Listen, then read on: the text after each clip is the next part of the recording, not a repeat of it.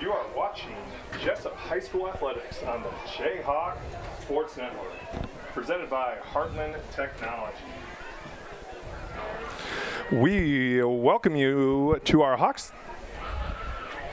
That one, okay. Sounds good. Reading's hard for me. All right, we welcome you to our Hawks Nest inside the Lorian Sabres press box at the Jesup Community School Football and Track Complex. Tonight, your 2025 Jayhawks take the field in a Highway 20 showdown against the Waterloo Columbus Sailors in the district opener. And if that wasn't enough, Coach Green, it's also homecoming tonight. Good evening, Jayhawk fans. This is Coach Tim Sauer alongside our very own Nick Green, 10-year head coach of Jayhawk Cross Country, beloved elementary PE teacher, and a friend of the network. Nick, great to have you with us tonight. How are you doing? Hey, it's go time. We love Homecoming Friday. We love Homecoming Week. I think this is a great opponent for us to match up on this Friday night. And I think we've got some momentum this week with some great games, some great races, and this should be no different. You know, we're about 8 minutes and 30 seconds to kick off. Coach Green, we're going to switch a little bit here, talk about cross country. Your Jayhawk cross country team traveled to Cascade for their meet last night. Me and you have talked a little bit about this week, arguably one of the toughest courses that you've seen in recent history. Coach Green, we can talk about this a little bit later tonight since you were on the call, but your 2A girls cross country team is ranked 8th in the state, led by Jordan Bergman being ranked 9th. Last night they finished second with 3 finishers in the top 15, and if I'm not mistaken, 4 in the top 18, 17, I believe. Correct. And then your 2A boys cross-country team is ranked 12th with Will Nesbitt being ranked 3rd. With your high school boys finished second with 4 in the top 10 with Will Nesbitt winning the meet. So, Coach, talk a little bit about your cross-country meet at Cascade, and me and you talked about is there a rating system out there for how hard the course is and everything? So talk a little bit about your competition last night and how proud you are of your cross-country team. Yeah, we put this meet on our schedule a few years ago because we know we're going to see some great RVC schools. We all like to talk about the NICL. We got 2 members here tonight and how talented and deep the NICL is in every competition that we participate in here at Jesup. But the RVC is one that offers similar competition. We want to go see the Tipton, the Monticellos, the Anamosas of the world, so we added this meet. And last night we were fortunate enough to come on top of a lot of those matchups, the girls finishing second only to Wahlert Catholic, and then the boys losing a 2-point grudge match with Tipton. But overall, that course is pretty brutal over at Fillmore Golf Course. If anyone has ever golfed over there, it's straight up, it's straight down, it's straight up, and straight down again.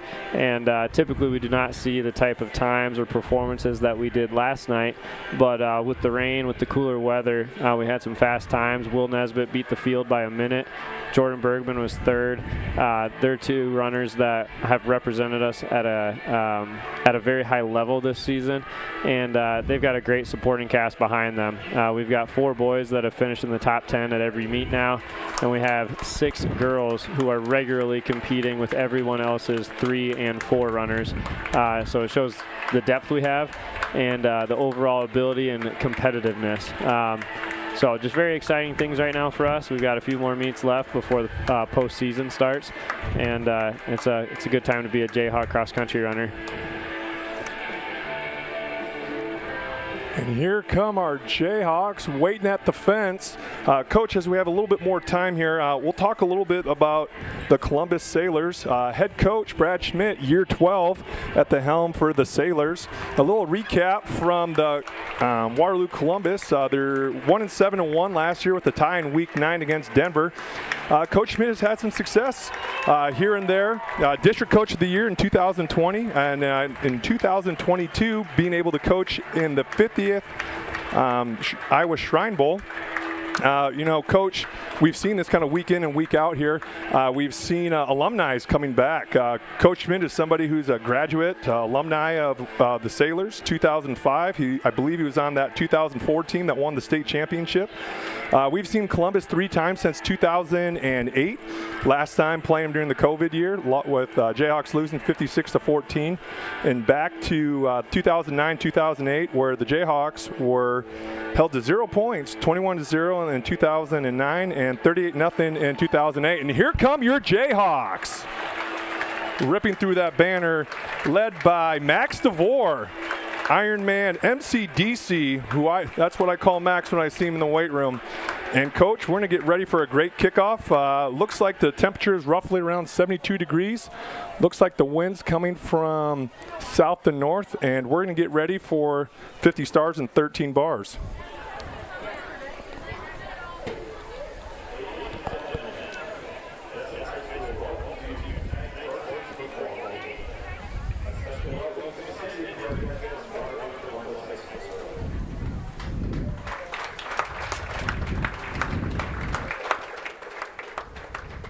Jesup High School proudly supports and practices good sportsmanship.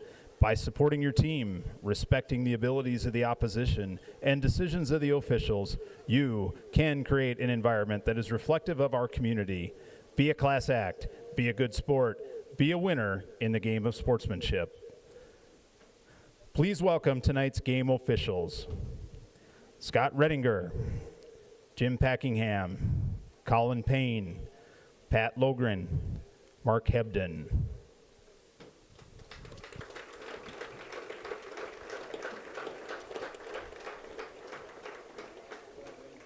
Ladies and gentlemen, please stand as our high school marching band honors our nation and flag while paying respect to our men and women in uniform around the world who protect our liberties and way of life with the playing of our national anthem.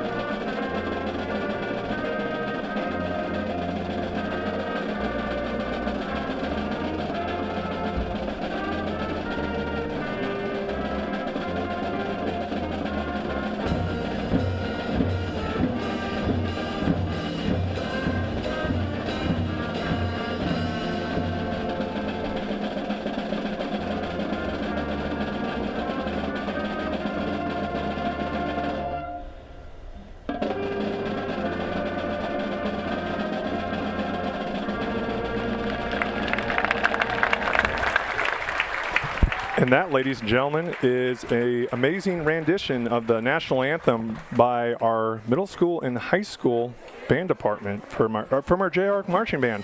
So an excellent opportunity to see our middle school and high school being able to present in front of this wonderful homecoming crowd. If you didn't get here early, I don't think there's really a good spot to sit. You might have to go all the way down to the fence line from end zone to end zone.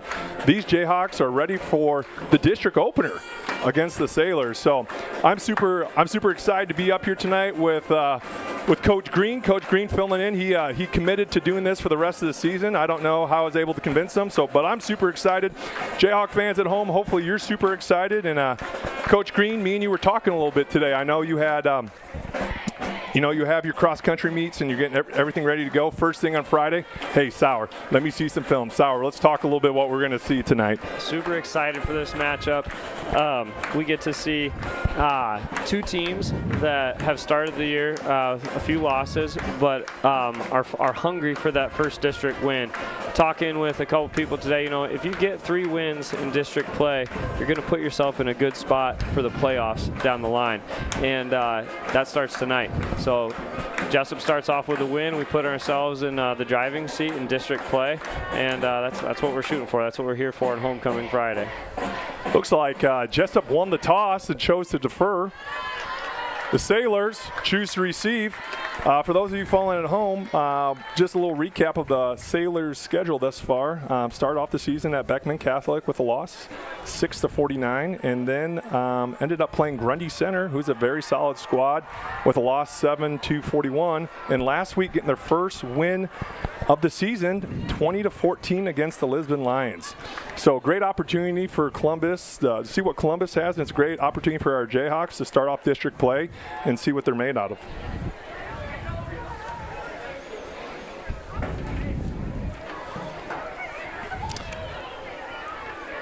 A couple other things about Coach Schmidt from Waterloo Columbus, somebody that I had the pleasure of coaching against during the COVID year. He spent some time as a wide receiver coach and passing game coordinator at Ellsworth Community College for a couple of years. He coached for a year, I believe, at Waterloo East. And then, like I said previously, he's been coaching for 12 years at Waterloo Columbus. And it'll be a great opportunity to see what the Sailors, if they can put up their flag and how they can fly tonight. Tice Larson looking to kick off for the Jayhawks. Deep to return for the Sailors.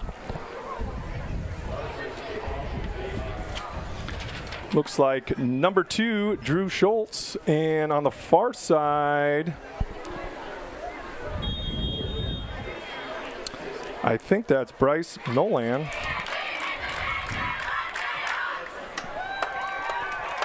And ladies and gentlemen, Jesup homecoming football game ready to kick off. Tice Larson splitting some time with Haley Gangler as the kickoff specialist.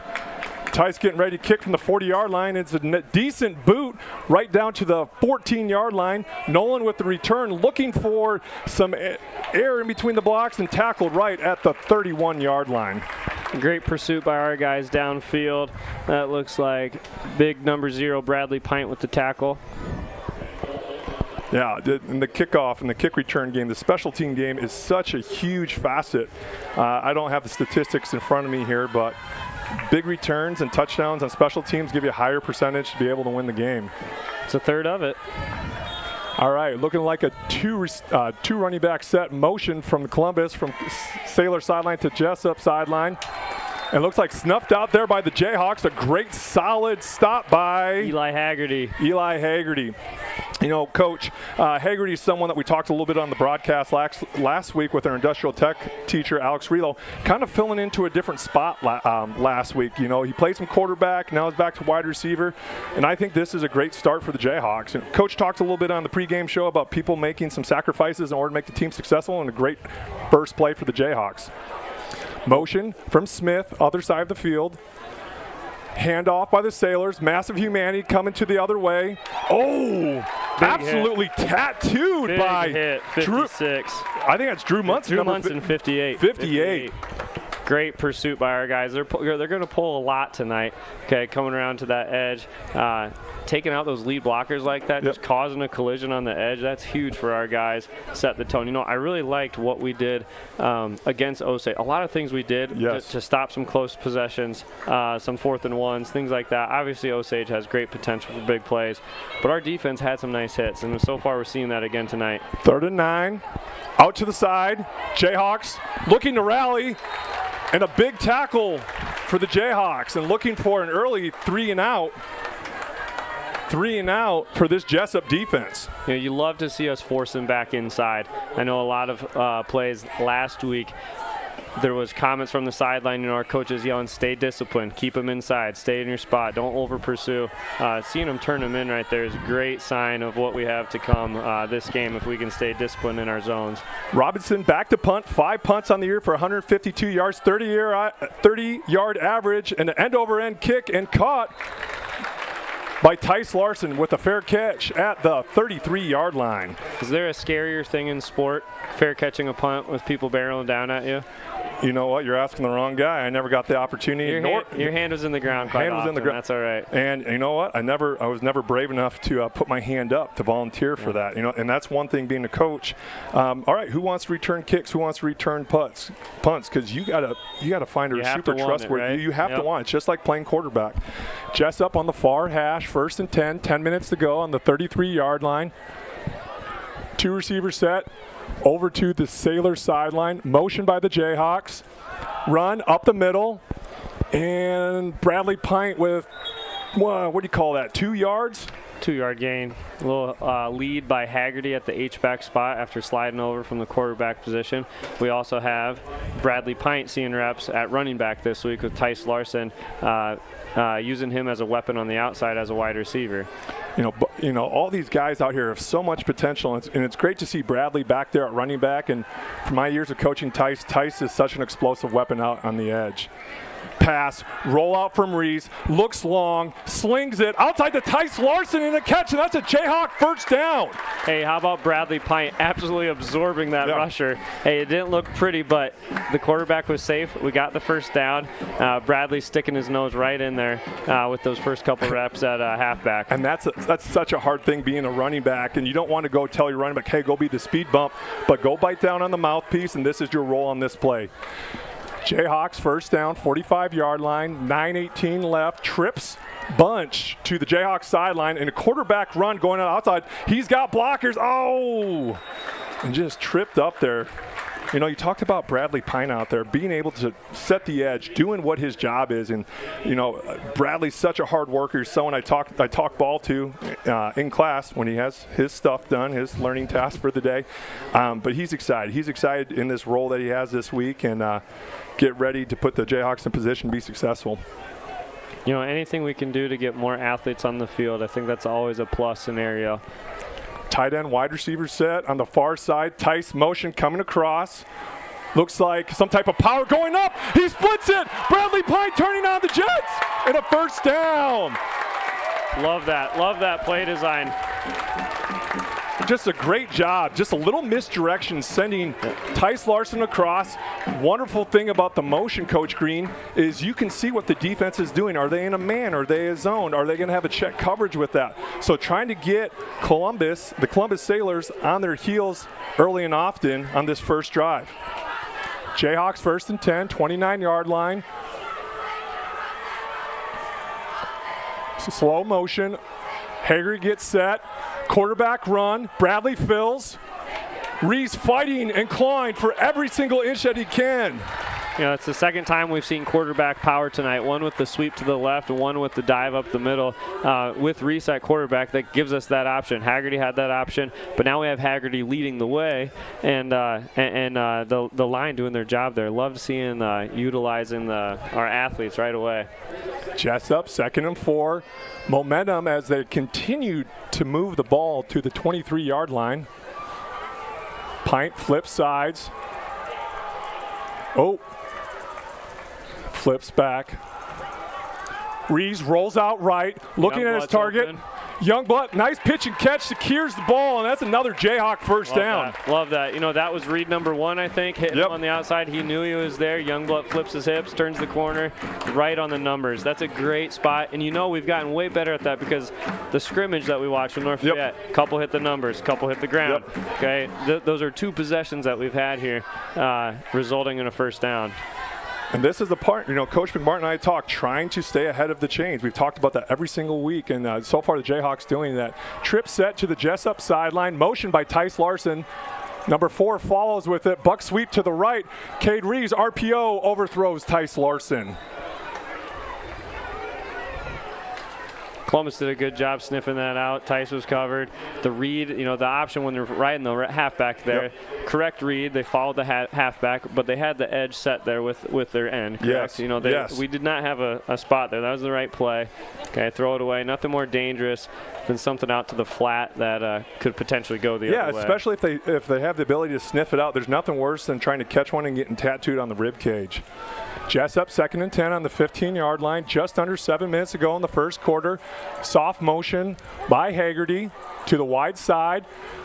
The read. Pint finds a little wiggle room and falls forward for 2, maybe 3 yards. You know, Haley Gangler has done a great job in practice, hitting up to a 30-yard field goal. Would you say early on, homecoming, we're in 4th down territory where we're going for it? What do you think? Well, I'm not the smartest guy, but you know, if you get inside the 10-yard line, I say homecoming, you got to go for it. Yep. Get on the board big. All right, so 2x2 set, right hash. Jayhawks looking at a 3rd and long. Rees drops back, facing pressure from Columbus, stumbles, rolls out right, looking, great opportunity. Good try to make a play there by Aiden Youngblood. And Coach Green, it looks like we see some laundry on the field. Unfortunately, that looks like it's an offensive line holding territory. So we'll see what the call is here in a second.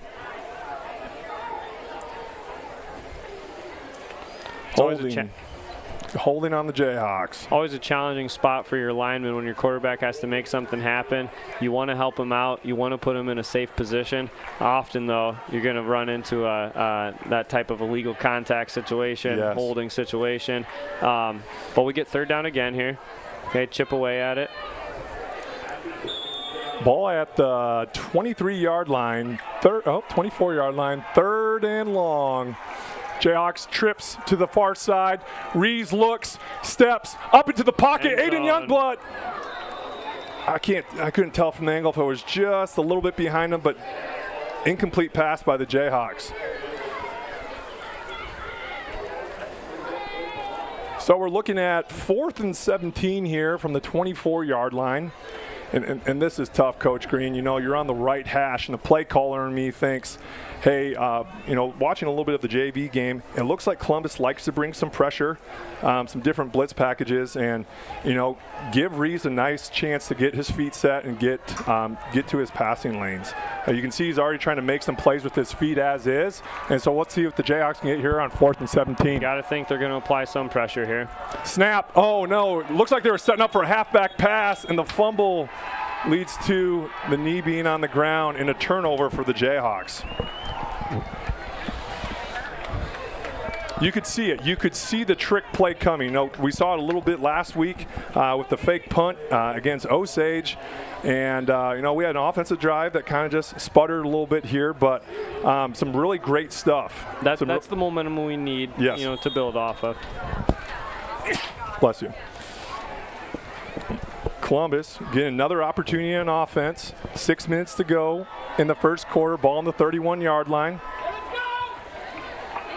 This is that sudden change that we need to be strong at. We need to control these first 4 plays. Run by Sitzman, and a flock of Jayhawks on the tackle there. Now, this type of pursuit that we're having to the ball is exactly what we need, exactly yes. what we saw in some cases with Osage last week.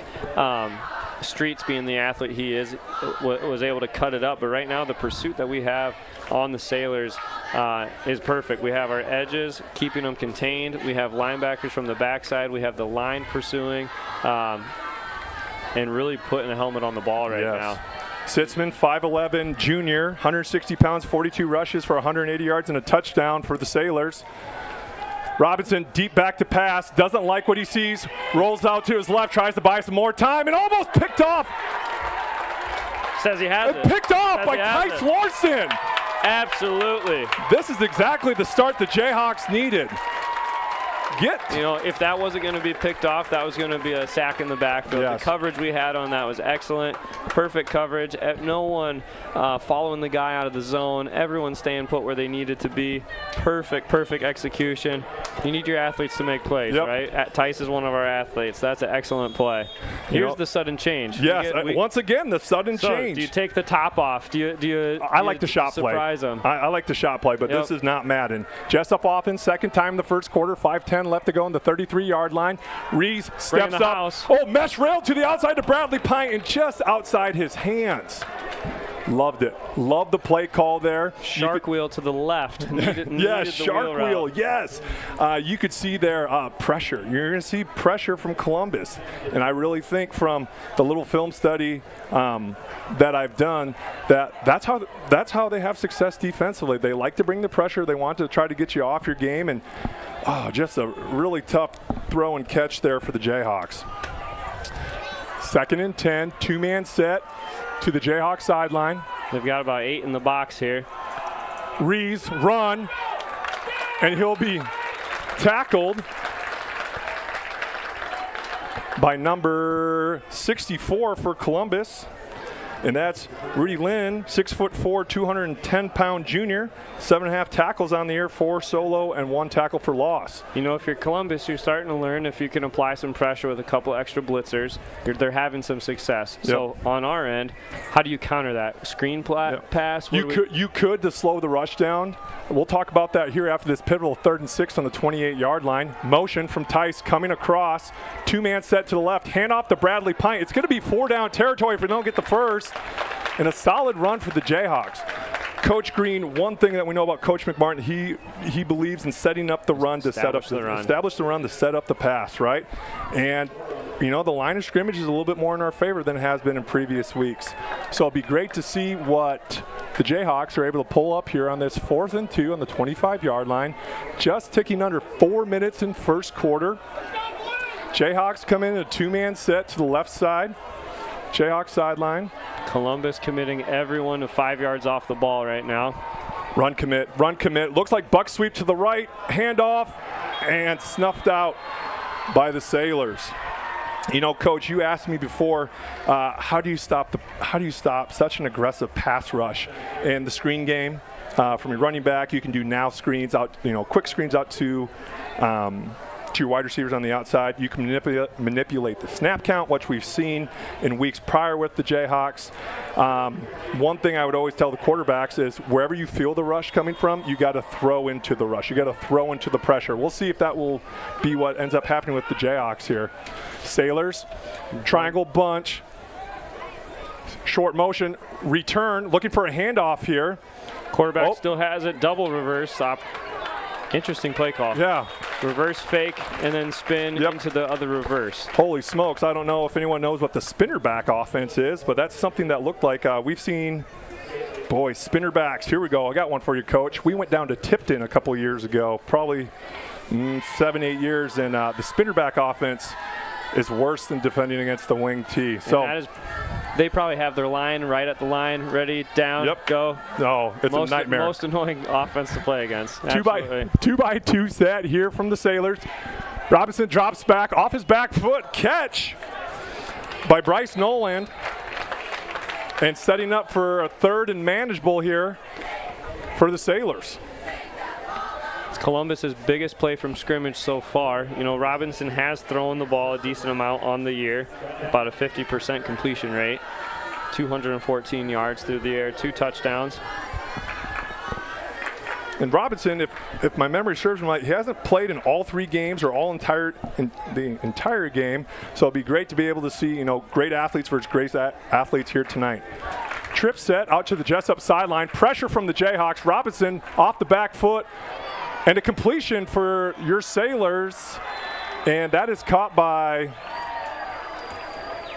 number 12, Bryce Nolan again.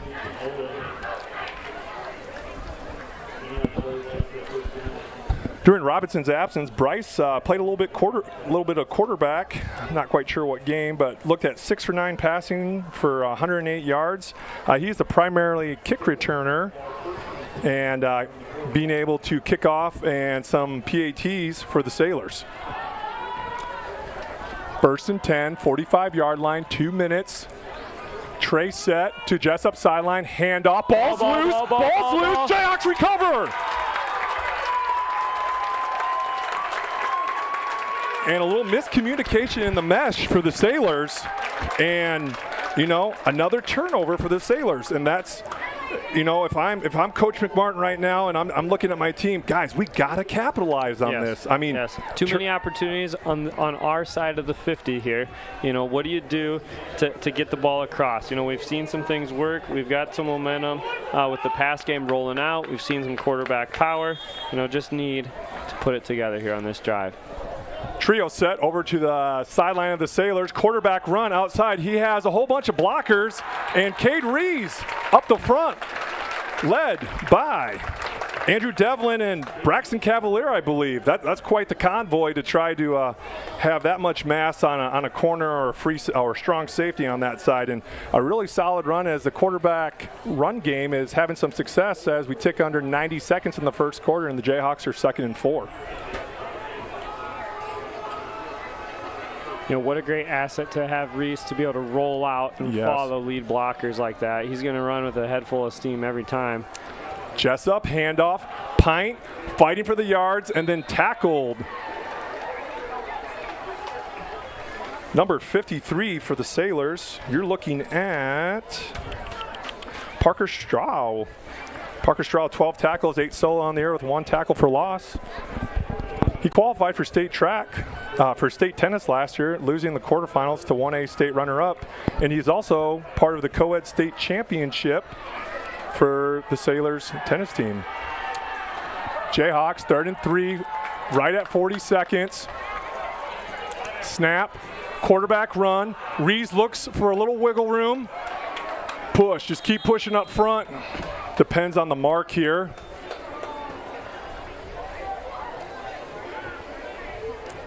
We'll wait for the official spot here. 4th down. Tush push is still legal in high school football? Boy, don't even get me started on the tush push. I'd have to go back and look in the rule books. I mean, I don't think you see a lot of it here at the high school level. The Jayhawks are going to take it into the first quarter here, 0-0 as the time ticks down the first quarter. 4th down with 1 yard to go. And Coach Green, an extremely fast first quarter, right? I feel like we've been talking a mile a minute. I feel like we've been up here for 2 minutes for this quarter. Yes. But, you know, another strong first quarter. Last week against Osage, the score 6-0 after the first quarter. We had stops on 4th down. We had the ability to move the ball, get a few first downs. That's what we're seeing tonight. You know, we have a lot of guys that play both ways. You know, no one's handing out any medals at the end of the first, any ribbons at the end of the first quarter. This is a 4-quarter game. And, you know, to win the second quarter, to win the third quarter, to come back out at a halftime, that's going to be huge for us tonight to show that we have that ability to withstand a couple hits here. So love where we're at. We definitely have Columbus on their heels, but we're in a spot here to convert on 4th and inches and keep that chain gang moving. You know, we're in the driver's seat. We're doing a really nice job defensively. You know, Columbus hasn't had a lot of success sustaining drives, and you know, we got to keep pushing the ball. And I think, you know, Coach Green, what you talked about a little bit is us extending the drive, you know, taking a little bit more time in between, because 120 plays for some of our guys, that's a lot of football tonight. Absolutely. Jayhawks, 4th and 1, start of the second quarter, 2 receivers set to our sideline. Oh, absolutely. Nice play call by the Jayhawks. You know that the wing T quarterback in me shudders a little bit. Shotgun, 4th and inches, old school. What are we doing? And then you see Haggerty sneak under the quarterback, take the snap at the H-back position. Love seeing that, head full of steam right behind our center. Great call. You know they've been practicing that since Haggerty made the switch to H-back. You know that was in the bag. And that's awesome because Haggerty will have that experience playing quarterback, especially being under center. I think last time I remember something like that, Kyle Bucknell in the playoff game here 2 years ago. Jayhawks 1st and 10, 31-yard line. 2 receivers set towards the Sailor sideline. Super counter by the Jayhawks. Bradley Pint churning his legs, fighting for everything he can, and it looks like a run of maybe 1, 2, if we're being generous. Yeah, Coach Green, never made a lot of sense. I'm a big shotgun guy, and you back it up, and then you have to gain 5 to get 1. And you know, the math isn't mathing at that point. So great play call by Coach McMartin to extend this drive and get the Jayhawks a little bit closer to that goal line. Columbus still committing with a lot of guys within the first 5 yards. They got Robinson over top. Pass, Reese. It's open. 9 ball, a little underneath and in the hands and out of Tice Larson. You know, Coach, a little mesh concept there shown by the J-Hawks, and it looked like that set up by Rees and just kind of manipulating the pocket. We had an opportunity there. Yeah, you know, establishing the run is obviously working. We've got them in a spot where they want to commit a strong safety up. They've only got their free safety over top. Corners are a little off, but the middle and the middle with that mesh concept was open, but you know that's a sign of the run is working for us, and the pass plays are going to open up as the game goes on. 3rd and 8 from the 30-yard line, 10:45, pitch to Bradley Pint, and absolutely getting moved up front. Andrew Devlin doing a nice job trying to open up the hole and tackled. Owen Hosh making a nice play there from the DB position. That's tough. I mean, that, you know, we talked about, you know, biting your mouth guard and getting ready for some contact, and that's a great job by the Sailors. They're preparing for contact, especially as you see those offensive linemen coming at you. Yep, you get a stock block going out on a DB. That's a tough spot to shed, and it's a tough spot to tackle when it's just you out there with 3 big 280 guys rolling at you. Jayhawks 4th and 8 on the 30-yard line, right at 10 minutes left to go in the quarter. Fake handoff. Rees looking down the field, steps into it, and then intercepted by Robinson as he's looking to turn an interception to a big game, and a big hit. Big stick by number 53 for the Jayhawks. Braxton Cavalier. Braxton Cavalier tried to go for the single leg takedown to bring him down.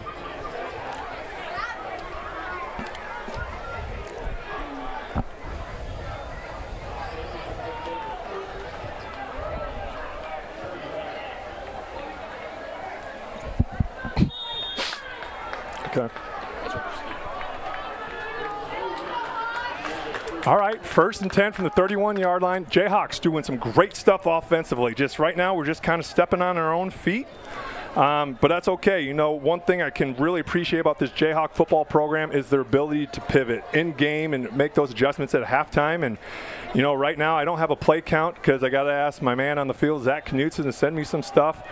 But Jayhawks doing some great stuff defensively, and we'll see if another big change here. Yeah. Change momentum and see what the Sailors do with it. Sailors under the gun. Nolan in at quarterback. Oh, Nolan in at quarterback. Run tackled by Great tackle from behind. Drew Munson. Drew Munson. I'm going to say Drew Munson. I agree with you there. Yeah, something to keep note of. Hopefully Robinson's okay. He did get popped pretty good on the Jesup sideline. I know it looked like his helmet came off. Hopefully, helmet's on, coming back. Yeah, he's coming back in. You know, that's always one scary thing, especially when you have guys playing both ways. Being able to have your backup quarterback be serviceable and be able to run the offense as well. Columbus, 2nd and 10, 31-yard line. Handoff, Sitzman. Bounce it off a couple people. Big run off tackle.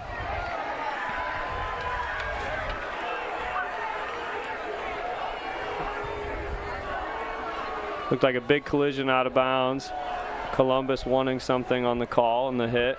You know, we've only seen one flag tonight. Very clean game. Yeah. You know, it speaks to the game moving so fast. Right. Been a very clean game so far. Obviously, in a 0-0 game, first week of district play, you're going to see some big hits. Yep. You're going to see some contact. That's part of why a lot of these guys are out here tonight. They want that. That's a part of the game. But we're going to see some big in between the tackle football here coming up. 3rd and 2, 39-yard line, under center, handoff.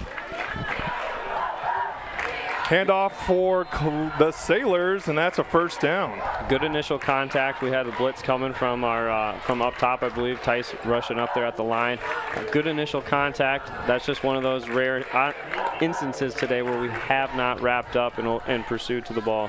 Correction on the carry, that was Drew Schultz. I believe that was that last run, the run before, and it was good enough for the Sailors to get a first down. Sailors break the huddle, 1st and 10, 45-yard line, 8:50 left to go. 2 wide receivers set over to the Jesup sideline, actually split. Robinson back, screen game, and they're able to connect on the outside in the open space, cuts it back. Lower the center of gravity, and a nice pitch and catch there by Owen. Oh, Robinson to Owen. You know, Green, you talked about that just recently, right? How do you slow down a pass rush? How do you try to get more in sync? And the screen game from the Sailors is... Robinson did an excellent job there of waiting, feel a little pressure, back up a little bit, give a nice touch pass to the running back out of the backfield, and perfectly designed. We had two guys on our linebacker there. Great play call. Yeah, and that's really tough as a defensive lineman. If you think you're getting through too easy, there's probably something being set up. So you have to set up, screen, retrace. Columbus under center, handoff, and tackled. Sitzman tackled by Drew Munson. Oh. Drew Munson having a really great performance to start off here tonight. Munson, 12 tackles on the year with 8 solo, and you know, Coach Green, I think we're going to see that number inch a little bit higher tonight. 6 foot 215. That was not me in high school. No. That's a great size for a middle linebacker right there. Getting pretty close to Big Ten linebacker stats. Maybe a little heavier in the seat, but. All right, Robinson in the gun, 2nd and 12 from the 44-yard line. Drops back, steps up, looking at the 9 ball going down the field. DeVore right there. And just on the outstretched arms of Bryce Nolan. Right there for Max. That's a great opportunity. Lock him up, bump and run. Yep. Okay, turn, find the ball. Okay, Nolan has some speed, obviously, on the edge. I wouldn't be surprised if that's something that they test later on. You know, maybe we get a safety over top to help out. But so far, that's the first time that they've stretched the field in that manner. You know, and there's not really much of a height difference with Bryce at 6'1" and Max DeVore 5'10", but you can tell that the Sailors are trying to find their mismatch and pick a little bit on DeVore here. 3rd and long. Robinson steps back. Once again, laser to the outside and caught. Bouncing off a couple tackles and pushed out of bounds. Robinson to Owen again for another connection. Owen making his presence known as a wide receiver. Only a couple stats I see on Owen tonight is 1 rush, 1 yard, mainly used on the defense, mainly what I see statistically. And Columbus being able to use some different players they have to try to jumpstart their offense. Columbus, Jesup territory, 28-yard line, 1st and 10, 7:20 left on the clock. Eye set shown here from your Sailors, the Sailors. Sitzman bounces off a couple, off tackle run, bounces off another corner, and tackled not before he gains 8 yards on the play.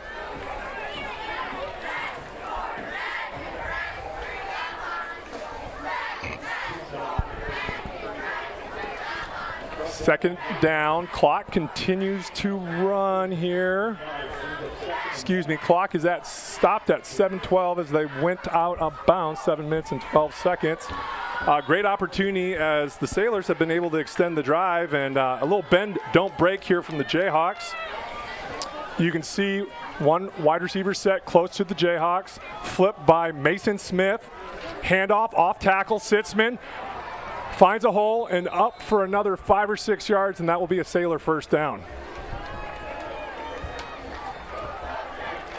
The Sailors getting a little bit of their groove. Some of their film that I saw was more from the shotgun, and you can see they're going a little bit under center. You know, Coach, we talked about being in the goal line, sometimes in the past, and when that field condenses, you're looking for a fight in a phone booth. Absolutely. In this red zone position here, they're still going under center. They've liked their power run options that they've had this drive. You know, it's the first few plays that we have not made contact in the backfield. They're doing a better job of possibly picking up our blitzers. We've been able to have a couple linebackers, a couple safeties move up. They're doing a better job of identifying that threat. Yep. And then running back is doing a tremendous job of bouncing to the outside when presented. He's got good speed. It'd be great to see us make a little contact in the backfield just to slow him down, so our backers can fill those gaps. Yeah, so you talk about gaps. One thing you got to think about as an offensive coordinator, you look at the run gaps and then you look at the passing tubes. One thing that you saw earlier from Columbus is you saw them trying to attack more of our passing tubes. So there's different tubes, not to get too far in the weeds, but there's different tubes that you can look at on the football field. And they're liking their mismatch right now in the run gaps. So it'll be interesting to see what the Sailors obviously didn't like their last formation play they came out in. Coach Schmidt called the timeout. So 1st and 10 from the 15-yard line, 6 minutes and 27 seconds left to go in this 0-0 ball game. Nolan split out to the right. Flipping the formation, it looks like 2 wide receivers set, motion coming across. Fake handoff, Robinson rolls out left, doesn't like it, throws back shoulder, and looks like an opening, and down, touchdown, Sailors. Robinson to number 40, Mason Smith. Good play design, get everyone thinking you're going left with the hard motion, reverse out, hit the backside tight end. Good play call. Mason Smith, freshman tight end, defensive end, 6 foot, 170 pounds, 1 reception for 2 yards on the year, and a chance for the Sailors to tack one on here. And the PAT is good. So we were talking about Bryce Noland earlier. He is 3 for 5, now 4 for 6 on PATs for the year with 1 kickoff. Also, their opportunity for him to be the return man, and we'll be able to see him in a little bit later. But, you know, we had to create a turnover here in the last couple of series, move the ball a little bit, fell a little bit short in the offense. Pick for the Sailors coming back the other way, and then they were able to capitalize. Another change, a change in momentum. So it'll be really interesting to see how our J-Hawks return here with some of that adversity, and with 6 minutes and 17 seconds to go left in the second quarter, and we'll see what our Jayhawks can get going.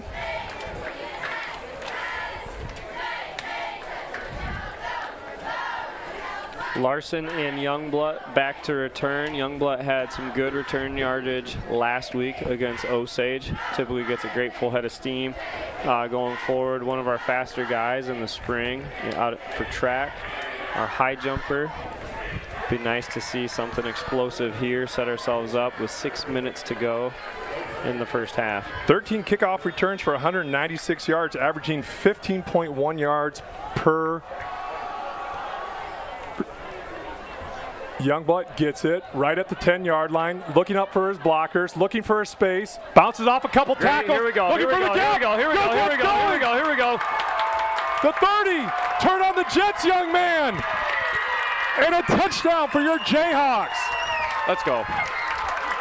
Great response. Being on the kickoff return team, sometimes it's not the most glorious position, and you got people with a 20, 30-yard head start running at you. But our blockers, our return team did just enough to give Aiden Youngblood some wiggle room. Amazing job by Aiden knowing where the hole was and committing to it. So easy to want to bounce that out to the outside, try to beat one guy on an island. Following the guys through the middle, that takes a lot of guts. That takes a lot of trust that your guys are going to do the right thing. Talk about that track speed. Yep. Left him. Love to see it. Sophomore Haley Gangler, 2 for 2 on PATs this year. And blocked by the Sailors. Well, a good opportunity for the Jayhawks to try to match what they saw.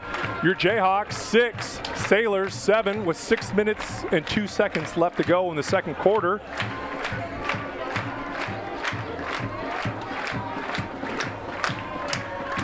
A great opportunity to see another kick here. Interesting to see if it's going to be Tice, if it's going to be Haley kicking off. You know, Tice plays a lot of snaps, and this might be a great opportunity for him to be able to get a blow, especially just being on the kickoff return team there. And you know, we're getting in a little bit interesting territory here, Coach Green. The coach in me talks about, hey, we want to run our 4-minute offense. Hey, we're going to run our 2-minute offense.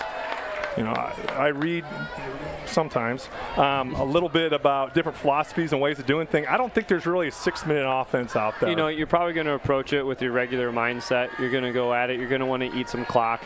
You don't want to go for it in the sense of a 2-minute offense and give the ball back to Jesup with 4 minutes to go. You're going to want to eat a little clock. I would guess that Columbus is going to go to that power run option.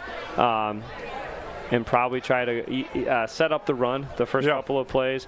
And then Robinson has shown to be deadly if given enough time. So it gives an interesting situation to the Jayhawks. Do we apply pressure? Do we try to meet them in the gaps, in the run gaps? Do we try to give Robinson some pressure in the backfield? We are yet to sack him. We had the fumble in the backfield. But what do you do to speed him up? What do you do to put pressure on him? But also not overcommit in the run game, and then their guard kicks out our blitzing back.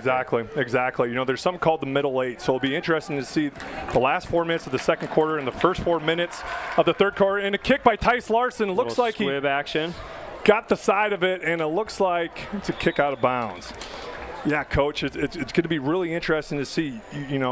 Talking to Coach Sullivan this week, I've known Coach Sullivan a super long time, and, he's got a big, beautiful brain when it comes to football, and so it's just going to be really interesting. Do you apply pressure? Do you sit back a little bit? Do you let them chew some clock to try to get to halftime? So we'll see what the Sailors come out here. Do they come out more of their power read, or do they come a little bit more under center and become an I formation football team? Yeah, watching film today, all we saw was jet option, jet sweep. We saw a lot out of the gun. And the last drive, they were almost exclusively under center. They might think it's just offering a little more out of the play action, a little more time where the DBs have their eyes in the backfield. The shotgun play action is so quick hitting. You're the jet and he's gone. Unless you're overcommitting on the play action, a lot of times we've found that we've already been in position to make the play. Officiating crew centers the ball.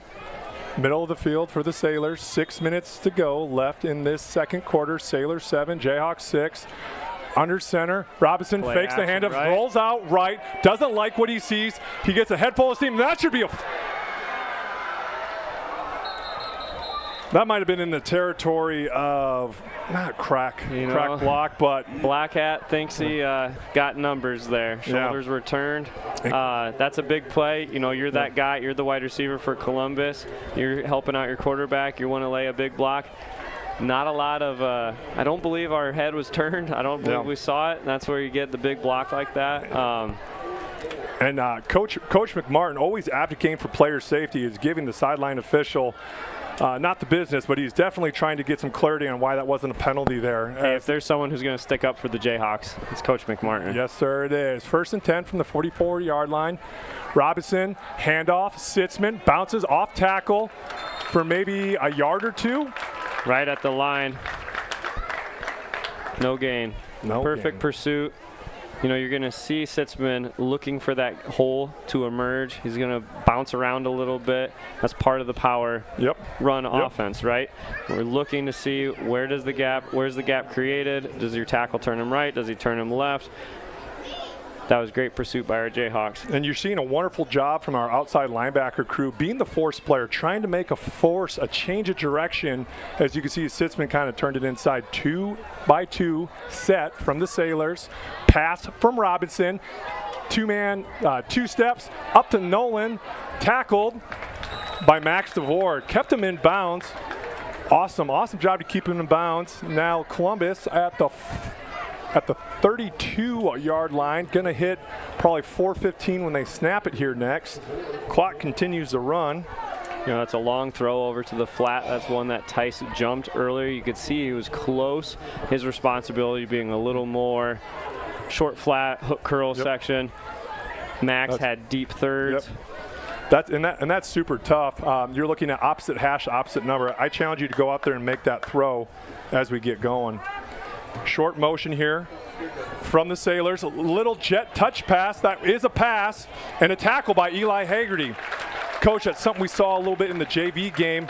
I really like that because if you put it out and it's like you're trying to do a jet sweep and you fumble it, or there's a problem with the exchange, what ends up happening, that's a fumble. But with the touch pass, that's a forward pass. So if you don't have a clean reception there, it's just an incomplete pass. With the distinction being there is air, there is space between the receiver and the quarterback. Yes, correct. So Columbus, 2nd and 10, just at 3 minutes and 40 seconds here.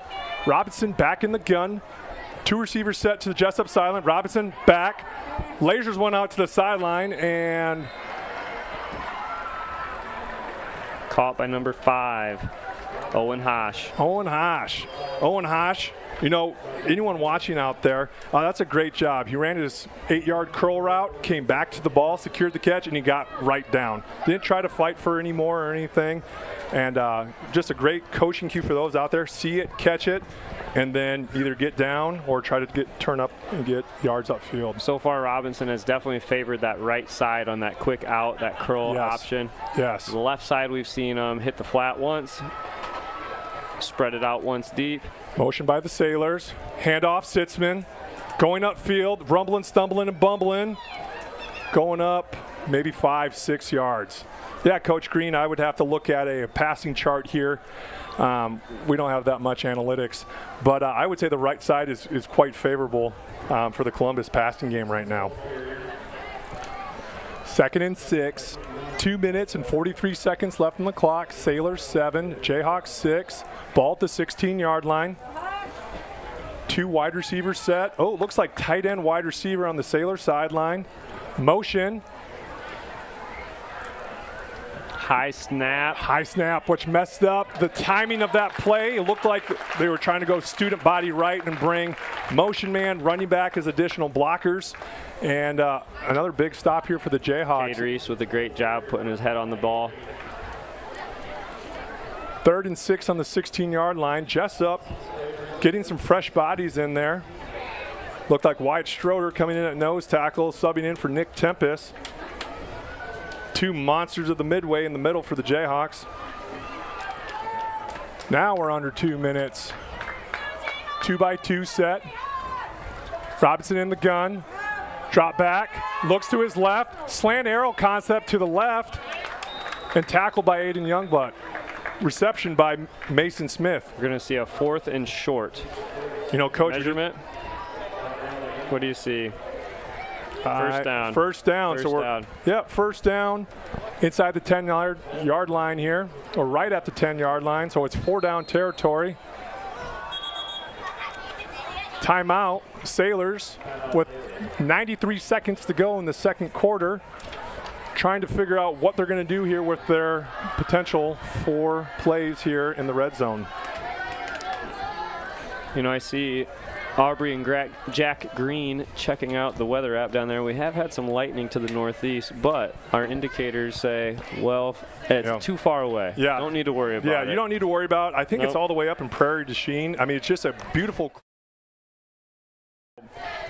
Anyone that's worried, we have the technology to prove it and how far or close it is away. So we're okay. We're in a safe spot. And, I can appreciate the weather app from some of our support systems at home, making sure everything is safe for not only for our families, but also for our Jayhawks. It's like, what are you doing, Dad? Jack Eldon Green looking up from the stands down there. Just turned 18 months. It's like, who's that tall guy? I see him all the time. All right, 1st and 10, 10-yard line. Sailors break the huddle. 1 minute and 33 seconds here to go in this second quarter. Sailors trying to put another one on the board before halftime. Jayhawks trying to bend, don't break. Robinson goes under center. 2 wide receivers set to the Jayhawks sideline. Motion from Nolan. Fake handoff, roll out Rice. Oh, get him, Tice! And a nice clean hit, I believe, from Tice. Did a nice job working from his outside shoulder in to try to contain Robinson, and it looked like an incomplete pass for the Sailors. You know, as they go into that I formation or that single back option, they have a lot of potential for that rollout option. Yes. Getting Robinson on an island with one of our smaller bodies is a great play for them. With Tice in that position, what a tough play to make. What a great spot to be in to kind of null that play there. Tice Larson being a hammer. Robinson, 6'3", 215. That's a big body. Try to bring down open space. 2nd and 10, 10-yard line. Robinson steps, looks for the outside corner, and an incomplete pass intended for number 2. Reese and Larson in coverage. That's a dangerous pass. That's a big league ball going from the left hash to the field side.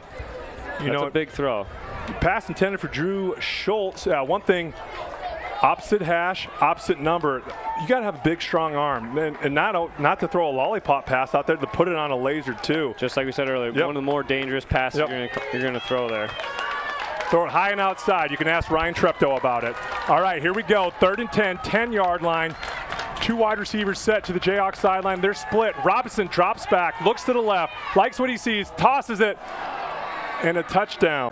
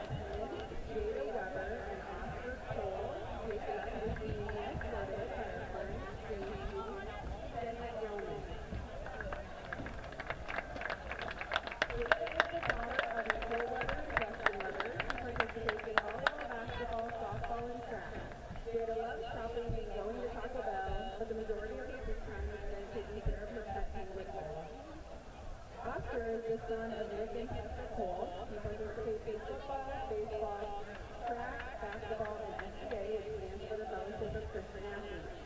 Oscar's favorite subject is eating. He is best known for never losing a fight to a bear, though he has never fought one. Danielle Roman is from Moldova and is being hosted by the Wisconsin family. She will be at Jesup for the entire school year as a junior. Her favorite subjects are American history and Spanish, but her favorite thing about Jesup so far is cheerleading.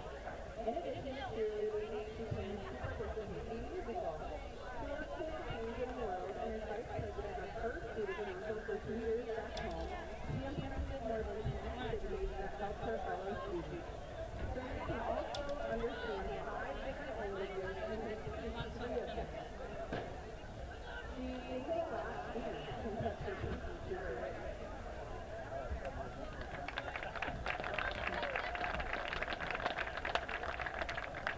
Next, our sophomore attendants are Kickoff and Deshaun. Kennedy is the daughter of Miriam Cobb and Ethan Cobb. Kennedy participates in cross country, track, and soccer. If you can't tell, Kennedy likes to run for fun. She is also a member of student union, women's leadership, and SBA. She loves English as well, but her favorite pastime is playing guitar. Deshaun is the daughter of Victoria Washington and Stephen Arsenal.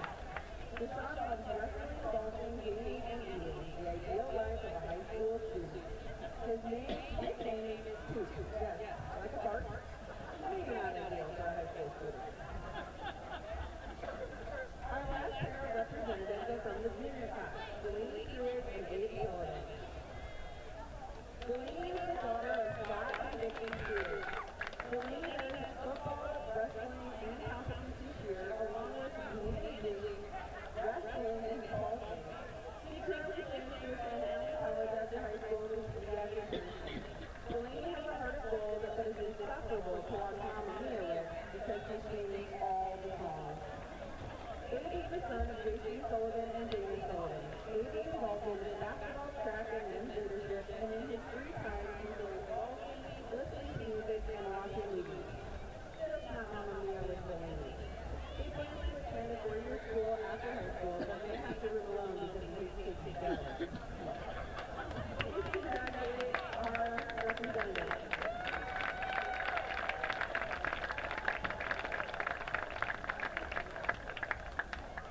For our senior candidate, we first have Emma Bose and Aiden Bergman. Emma is the daughter of Kelly and Steve Bose.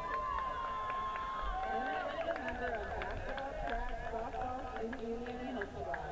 She has 4 siblings, Alex, Nick, Casey, and David. One funny thing about Emma is that recently, after moving into her new house, she may or may not have hit the garage door and her mom hasn't noticed. Sorry, Mom. Aiden is the son of Doug and Terry Bergman. He lives for wrestling, plays baseball, and loves to golf in his free time. Aiden plans to study kinesiology next year and wants to become a physical therapist. With football at school, he will still do his favorite pastime, eating dinosaurs. Next up is Jaden Bose and Camden Stewart. Jaden is the daughter of Kelly and Steve Bose. She also has 4 siblings and one other best friend, Alex, Nick, Casey, and Emma. Jaden participates in basketball. While she isn't sure what she wants to do in the future, she does know she wants to make lots of money. Jaden is so funny that she even laughs at her own jokes before she tells them. Camden is the son of Rob and Trisha Julie. He participates in karate, cross country, volleyball, student union, executive council, hope squad, track, and yearbook. He plans to attend Iowa to major in journalism. Maybe someday he will write a reality show because watching them is his favorite thing to do. Up next, we have Sarah Lee and Neil Benedict. Sarah is the daughter of Tina and Cody Lee. Sarah is involved in softball, volleyball, track, student union, executive council, and women's leadership. After graduation, she wants to attend Iowa, where she will major in radiation sciences and hopes of becoming a radiology therapist. Her favorite summer pastime is mowing the lawn. Will is the son of Ryan Menzer and Melissa Menzer. He participates in cross country, track, and NCAA. He plans to become a physical therapist in the future and loves running for fun.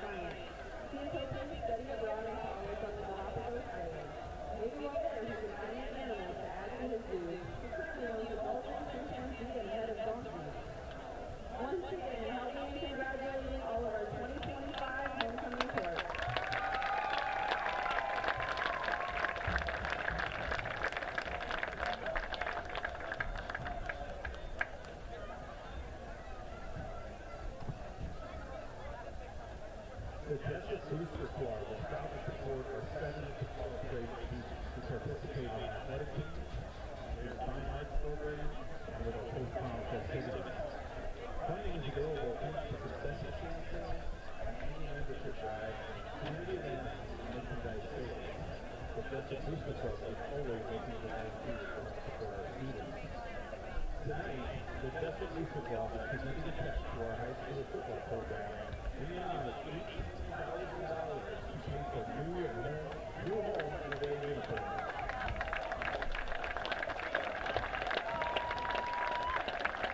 And we'll get to it later.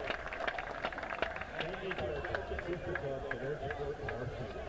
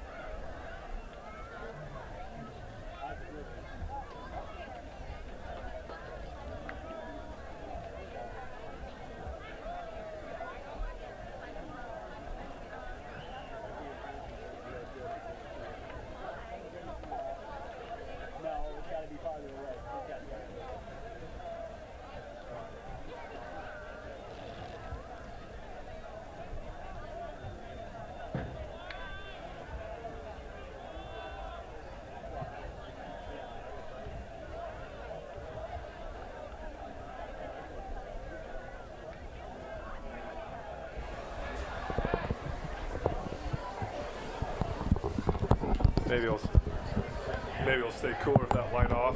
Who knows?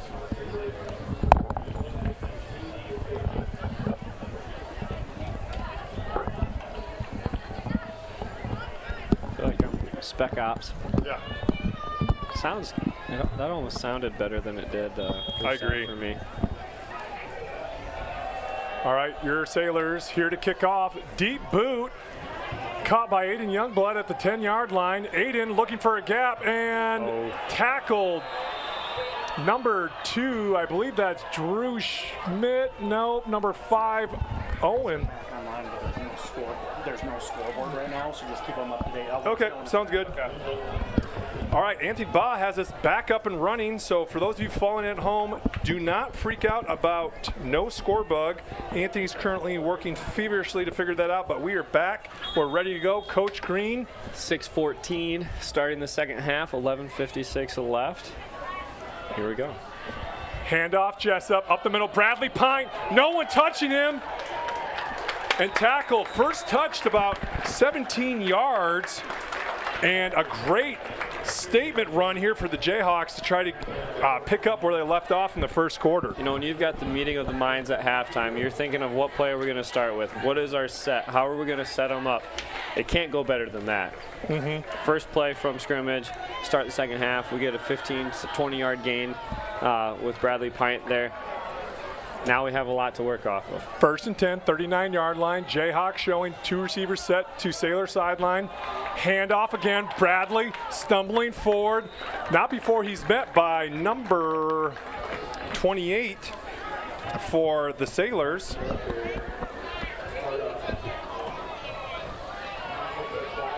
Nicholas with the tackle. Jayhawks looking at a second and manageable here, 2nd and 5 on the 44-yard line. Coach McMartin and the Jayhawks being able to stay ahead of the sticks here. 2 wide receivers set to the Sailor sideline. Handoff. Bradley, gashing run again for a Jayhawk first down. The thing that Coach McMartin said all week about Bradley switching to the starting role at running back was he just follows the blocks. He does a tremendous job of following the blocks, knowing where the hole is supposed to be, and being patient. It takes a lot of discipline. It takes a lot of patience to sit and wait for it to develop. But if you wait that half second instead of trying to bounce it, that's what we're seeing right here. Great job by the Jayhawks. 1st and 10 from the 49-yard line. 10:27 left on the game clock. Quarterback run game. Reese doesn't like what he sees. Tuck that ball away, young man. and not before he gets a couple yards there. So that quarterback run game, that's something Coach McMartin's been able to talk in the war room with us, and it's been something that I saw a little bit with Treptow last year as he progressed to a senior, and continue to use in the arsenal for the Jayhawks. Second down, 2 wide receivers set to the Sailor sideline.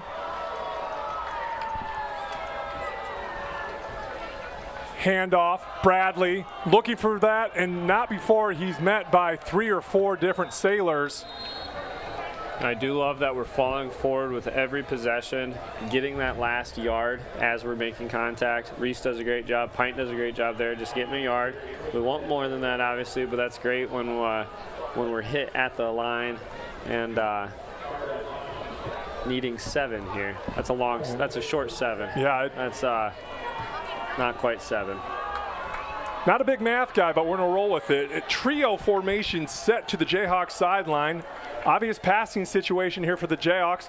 Fakes the handoff. Quarterback Reed going up the field. Rees with the read and looking at fourth and one. And another pivotal play coming up here for the Jayhawks.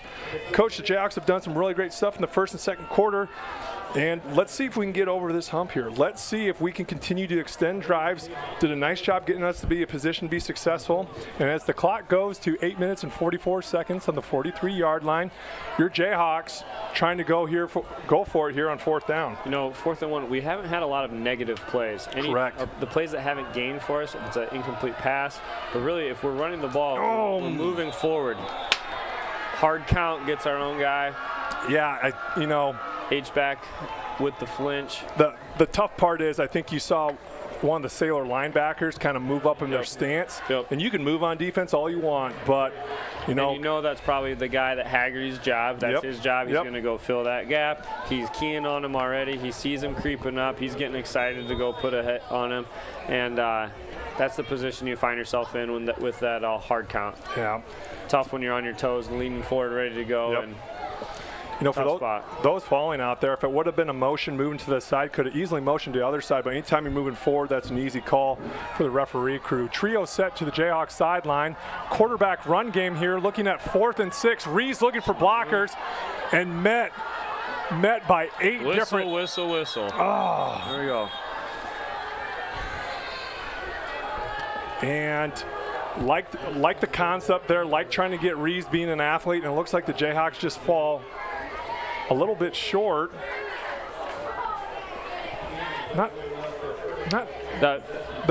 They've switched. We were about 4 yards short there. Yeah, and I don't know much about anything.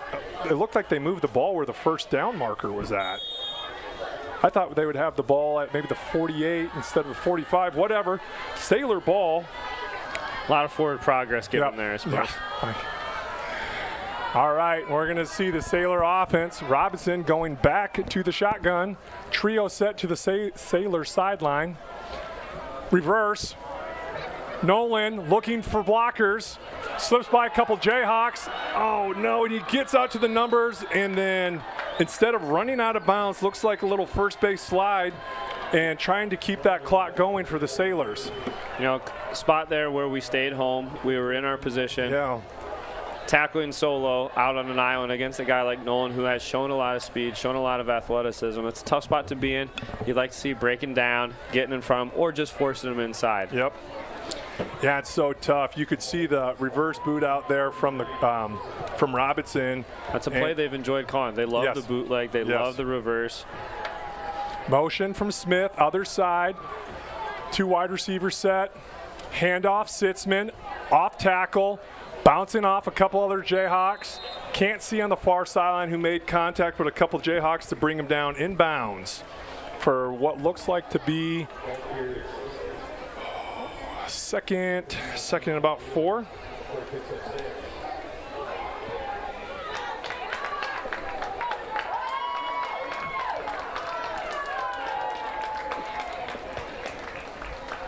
Coming up on 7 minutes in the quarter.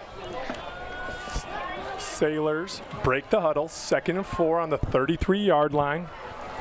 3rd quarter, nub set to the wide side, fake handoff, And not a lot going for the Jayhawks as first contact's 5 or 6 yards downfield. And another big run to move the change for the Sailors. Sitzman on the carry. And Coach, I keep saying this, bend don't break. The misdirection from Columbus, that can be a really hard read. You know, as you're looking at your linebackers and you're trying to read the triangle and you see it go one way and go the other, and you want to trust your instincts, and just another big run by Columbus. You know, they've shown to have a lot more options and really keeping us on their heels when they go under center. Yes, exactly. And give that play action or that fake to the running back, give to the half wing back option. First and 10, 20-yard line. Robinson fakes the handoff, looks, dumps it out to the outside space, throws it to Owen. And Robinson to Owen connection. And I believe that's 3 or 4 catches for Owen tonight and a touchdown for the Sailors. Just, you know, I feel like these last 2 years we've seen a lot of really athletic quarterbacks that the Jayhawks have been able to defend against. You know, we saw it a little bit last week against Osage with Streets. And, man, it is just, when you have a playmaker like Robinson out there, it's just super tough.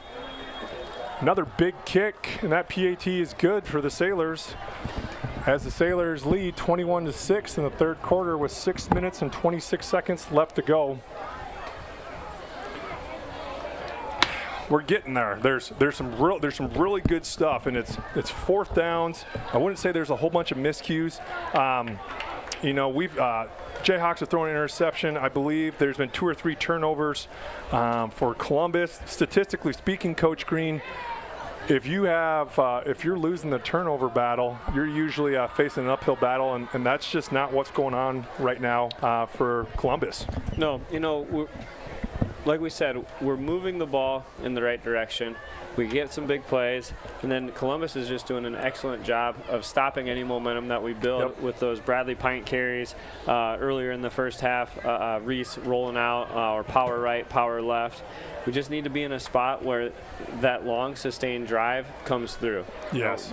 That is right now our offense. Without the big play potential, we need a long sustained drive, which our guys are on the field most of the game with the personnel that we have right now. So capitalizing on a special teams opportunity will be big again. Capitalizing on those first few plays, setting up the potential play action for Reese to test someone downfield, or a crossing out across the middle that we saw from Larson earlier, and just converting. 15-point differential between the Sailors and the Jayhawks. Aiden Youngblood gets the ball at the 10-yard line. Pint throws it in there for a block, and Aiden gets to about the 27-yard line. Laundry on the field late. Oh, man, that's White Hat looking for the sideline. Oh, it's a little bit closer to Columbus. Be interesting to see what the call here. Maybe something, legal hands to the face, total guess. Looks like looking at Coach McMartin for what he wants to do. Oh, right there on the front line, holding for the Jayhawks, and that's going to back us up. Right hand, right foot. Didn't go very far on the throw from the referee there. You missed it in the JV game. The previous crew that we had actually hit one of the Columbus kids on the back for a holding call. It was an excellent toss. Good form, you know, talking as PE teachers here. A little opposition. Yep, very important. No same arm, same foot when you throw. So your Jayhawks, first and 10, 17-yard line, 6:20 left to go in the third quarter. Your Jayhawks 6, Columbus 21. Excellent time for the Jayhawk offense to put one in. Counter, looks like Bradley looks to cut it back. And just not much going. That line of scrimmage that the Jayhawks were having so much success, and you saw that in the previous drive in the first and second quarter. You know, Jesup moving crews just having a little bit harder time getting going. And Coach Green, you mentioned that a little bit. You know, we didn't have the ball a lot offensively second quarter, and we had a solid run to start off. And you know, we're going to see at 2nd and 10 here what the Jayhawks can do. Yeah, we've established the run off and on throughout the game. Might be time to see what we can do through the air. They're going to bring guys up in the box a little more, trying to apply pressure when we're inside the 20 here. Another run from the Jayhawks, and another run just snuffed out. And Bradley's working his tail off, fighting for every single inch. And you know, everyone's pointing the other way, and it's be interesting to see I think they're going to call him down before they say there was a fumble.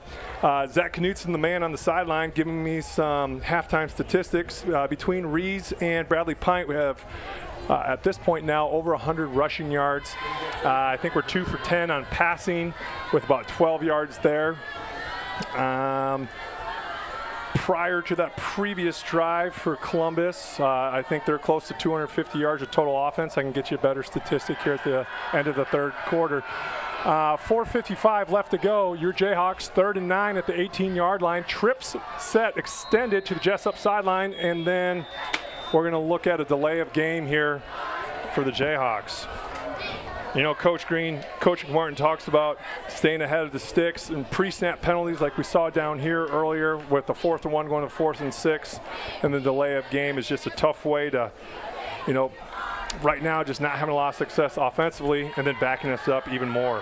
Right. It's easy to let this type of momentum snowball when you're on a kick return. Holding call brings you back. First couple plays, negative plays, false start. You know, this is the type of play right here. You might get the 14, we might get the first down, but it's a big gut check time to understand we have a full 4 minutes left, full quarter to go. A lot of time in the ball game left to make something happen. Trip set, Sailor sideline. Rees drops back, looks for the 9 ball down the field, and throws an interception to Robinson. Robinson gets the ball at the 35-yard line, and not before they get back to Jesup's 15-yard line. So Rees trying to make a play. It looks like there were several Sailors, probably 3 Sailors to the 1 Jayhawk. And the Sailors will take over at the, I believe it's the 13-yard line. Tough spot when you have Robinson playing free safety, really just center field back there. He's going to pick left. He's going to watch the quarterback's eyes, pick left, pick right. Throw ended up coming about right to him in the sense that we were crossing up, coming through the middle, and that's one of our options. That's one where we want to stretch the field a little bit. Reese put a good ball on it. It's just a lot of traffic there, and but there's always going to be when it's 3rd and long. And that's super. Those are tough positions to be in as a quarterback. Robinson drops back, doesn't like what he sees, rolls out right, evading pressure, using his legs. Ball's loose. They're going to call him down. As we're waiting from the official call here, some halftime stats. Jesup, 16 rushes at 55 yards. Columbus, 17 rushes for 46 yards. Jesup, 2 for 10 passing with 1 interception. Waterloo Columbus, 10 for 14 with 1 interception for 108 yards. And play selection, total plays, Jesup at 26 offensive plays, Columbus at 31. And Coach Green, that clock management is being so huge between 2 of these programs. That's why the game is ticking as fast as it is with 3 minutes and 48 seconds left to go in the third quarter. Robinson, drop back, looks, fires it down the middle, an incomplete pass. Dropped. You know, Coach, you know, you were talking a little bit about the read and progression of what you're trying to look for passing concepts. And one thing that quarterbacks need to be looking at is where's your safety? The safety will tell you the coverage. It will give you a really great idea. And Robinson being a tremendous athlete, you're looking at a cover 1. He's right in the middle of the field. And like you said, great analogy, Coach, he's playing center field. Everyone else is man-to-man, and he can just sit back there and look for the jump ball, 500, go up and catch it. 2 wide receiver set, 3rd and 6. Robinson drops back off the back foot and looks like one-hopped it. Big play for the Jayhawks there. That's capitalizing on a mistake by Columbus. Coach is talking to Robinson, giving him some coaching points there. And sometimes we need those. Sometimes we need the other guys to make a mistake. But we put we could put some good pressure on them. DBs, linebackers were in good position. You know, this is one of the bigger plays of the game that we're going to have here. This is a good turning point here. With 4th and 6, ball inside the red zone. Okay, how do you respond? 2-by-2 set. Robinson back, looks like the wide side of the field. Throws about a 6-yard throw route. Wrap him up. Tackled. Bryce Nolan with the reception, and it looks like Max DeVore at the tackle. Number 3, it is short. Max DeVore with a great tackle, and it looks like, as Coach Green just said, hey, we do it. You know, we honored the wrestling team with the Wall of Fame honors earlier today. Max DeVore, member of the dual team wrestling down in the arena. What do they call that down there? Iowa City. Anyways. Extreme Arena. Am I right? That is where duels are at. Yep, Extreme MediaCom Extreme Arena. Max DeVore, dual member. Great tackle out in space. 2 wide receiver set to Columbus sideline. Jayhawks looking to sustain an offensive drive. Super counter from the Jayhawks. Bradley Pint pinballing around, and Columbus, a crew of Sailors, making the tackle. 2nd and 8, and we're looking at 3 minutes and 12 seconds left to go in this rapidly declining third quarter. Ball at the 10-yard line for the Jayhawks. Got Gavin Cherry running in plays for the Jayhawks here. Haven't seen him much out on the field yet, but we've got him split out to the right. We've got Tice, we've got Larson and Youngblood to the left. Here's the snap. Quarterback run to the left. And Rees fights for a yard or two, and it looks like just a little penetration from that interior line from the Sailors. Started by number 64, which ends up being Rudy for the Sailors. You know, and that's one thing Coach McMartin talks about with his players, especially when you're looking at the interior defensive line. What's their ability to penetrate up front? And first couple quarters, it was favorable in the Jayhawks. Now it looks like Columbus playing from the lead. They can pin their ears back and get after the quarterback here. Fake handoff. Reese steps up. Yep, get up on it. You never know what people are thinking it's going to be called. And Rees slow to get up as he gets a little pressure in the face mask. And the Jayhawks are looking at a fourth down with 8 yards. 4th and 8 with 2 minutes and 4 seconds to go. Youngblood gets a chance to show off his leg. Yep. Good snap. Good kick. Looks like a little pressure coming here from the Sailors. Little end over end kick. Gavin is there. Nice job. Columbus yelling Peter to get away from it, pick it up, and then hand it to the official. Sailors will take over with the ball at the 41-yard line with 1 minute and 55 seconds to go. I don't know if the score bug's back up yet, but with just under 2 minutes, the Sailors 21, your Jayhawks 6. Jayhawks have done some nice stuff, Coach Green. They've gotten the stops. They've gotten some turnovers. They've had some momentum, and it's just, you know, they just keep getting, just not getting the breaks. You know, we've gotten some good bounces on our punts, but just kind of stumbling towards the end. Right. Offensively here. Hopefully Jayhawks can turn this around and have a strong fourth quarter. Nub set from Columbus to the wide side. Robinson under center, handoff, Sitzman untouched after 4 or 5 yards. Coach, we call that a weak offside, off tackle run. Usually there's some type of gap in most defense on the weak side, the off tackle, and you can see Columbus is capitalizing and leaning into their run game here. Smart if you're Columbus, you have a lead, you have a 15-point lead. You're going to want to let the clock run as much as you can here, get to the fourth quarter, and try to continue that as much as possible. Going out of the gun, they've shown they can pass out of this. Be interesting to see if they elect to or continue to run the clock. Run to the nub side. And, I was to say, met by a whole bunch of Jayhawks, but it looks like just ping-ponging off some Jayhawks and falling forward for almost a first down. As we're going under a minute here, my at-home reporter, Kelly Harold, sent me some updates from other district play. Hudson is up 14-6 late in the third quarter on Sumner, and Union is up 19-7 late in the third. I believe that's against Applington-Parkersburg. So those are some district opponents that we'll end up seeing later on. And the Jayhawks with a big stop here.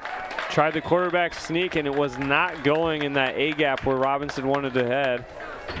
They're not going to give him some progress? No. No forward progress. Actually, they're going to mark it back. About half of football. Oh, no back. Nope. Okay. A short 4th and 1 here. Great job by the interior down lineman by the J-Hawks there. You know, you could see Robinson try thinking he could bounce it out because of that gap that we filled with our down lineman. 72, that's got to be a Tempest right there. Nicholas Tempest. Yep, Nick Tempest, AGR, great kid. I call him the Bulldog, super strong, and just kind of flexing our muscles that we have up front. Especially, I think that's, like you said, that's a Tempest, that's an AGR, and then you're looking at Reed Barco. Reed Barco tearing it up on the defensive line there to try to stop Robinson from getting that first, and we got a pretty big fourth down play as the fourth quarter is going to start here.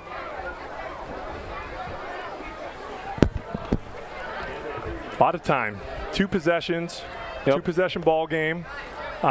We have shown the capacity to be able to move the ball, and you know, those opportunities are going to be there, and it starts here with this next play. It starts here with being able to hold them here on fourth down and what is probably half of football. Little updated stats here. Robinson passing 12 for 18 for 133 yards, 5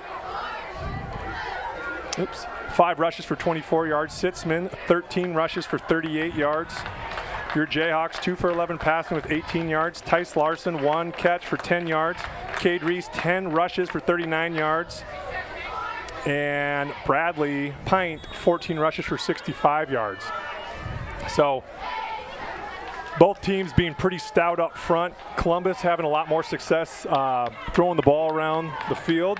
And we'll see what Columbus tries to do here on 4th and a half a yard. Under center. Roll out. Robinson looks to the outside.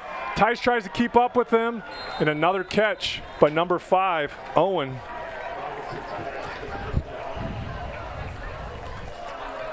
And that's tough. That's such a – so you want to talk about coaching. You want to talk about specifics, the game within the game. You have Tice, who's out there trying to cover a running back, and then it becomes a conflict player. What do you do? Tice, you have your outside linebacker seeing the quarterback pursue, especially on the rollout.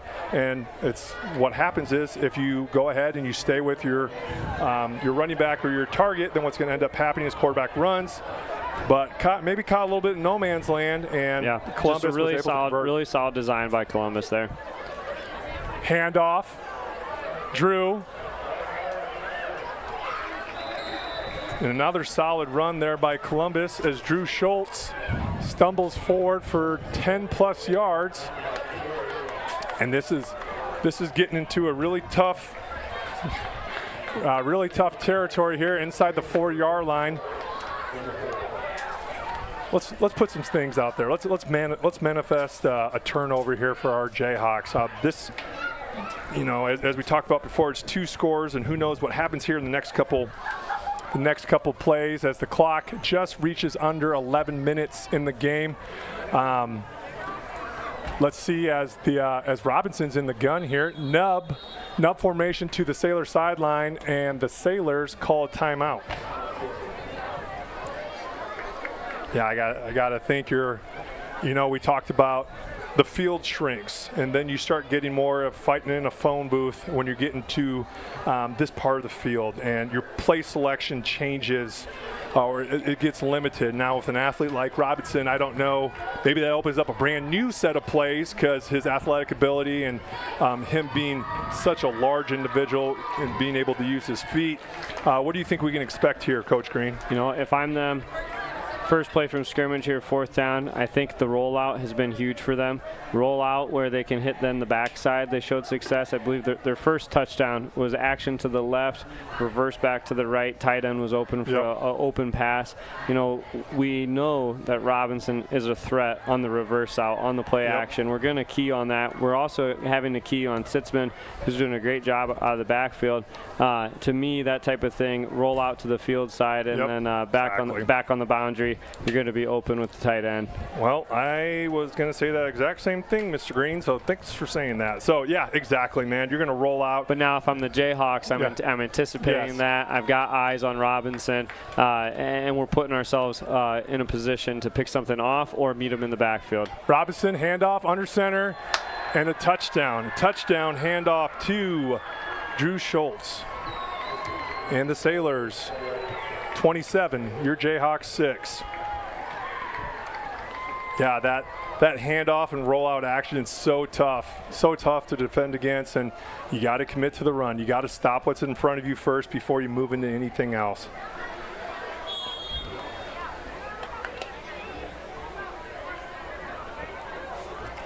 Snap, hold, kick, good. And your Sailors convert on the PAT. Sailors 28, Jayhawks 6. Now, Coach, as the Jayhawks get the ball back here, depending on your situation and where you're at, if you're able to get the ball anywhere close to the 50, I think it's 4-down territory, and that's going to change your play selection a little bit.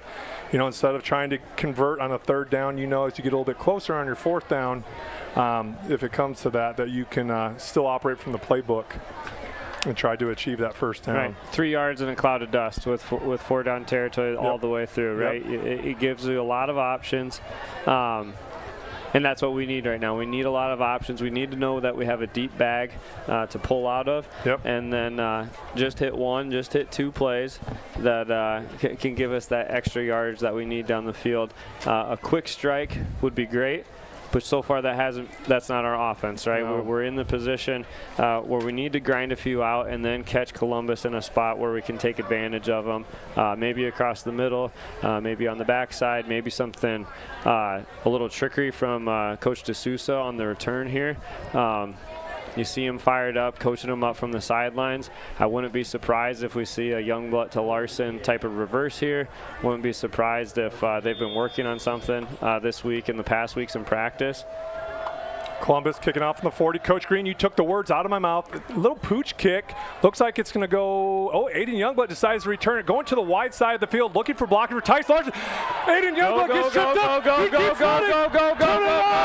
Youngblood. No flags on the play. We are in the end zone. 5, touchdown.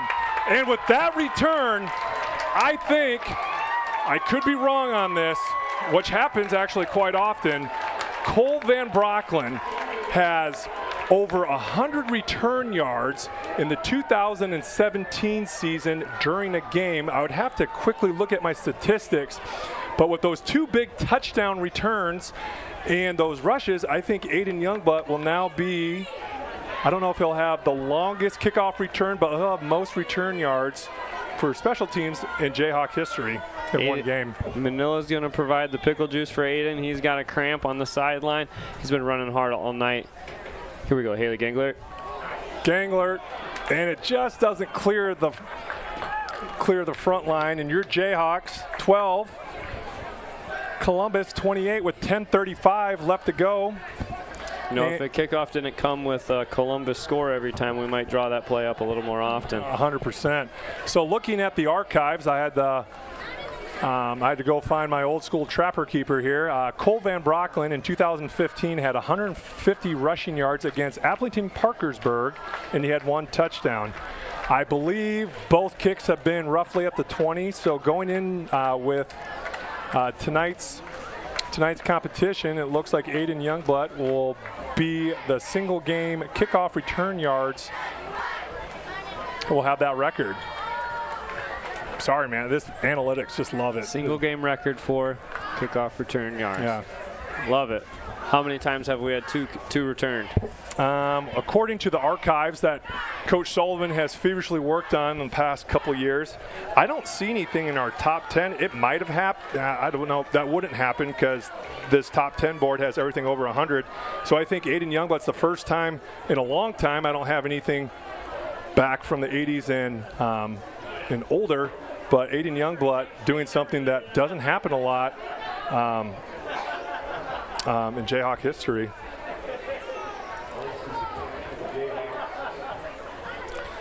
Jayhawks, Tice Larson kicking off. 10:35 in the 4th quarter. You know, with our missed PATs, we're still in a 3-score game, right? No.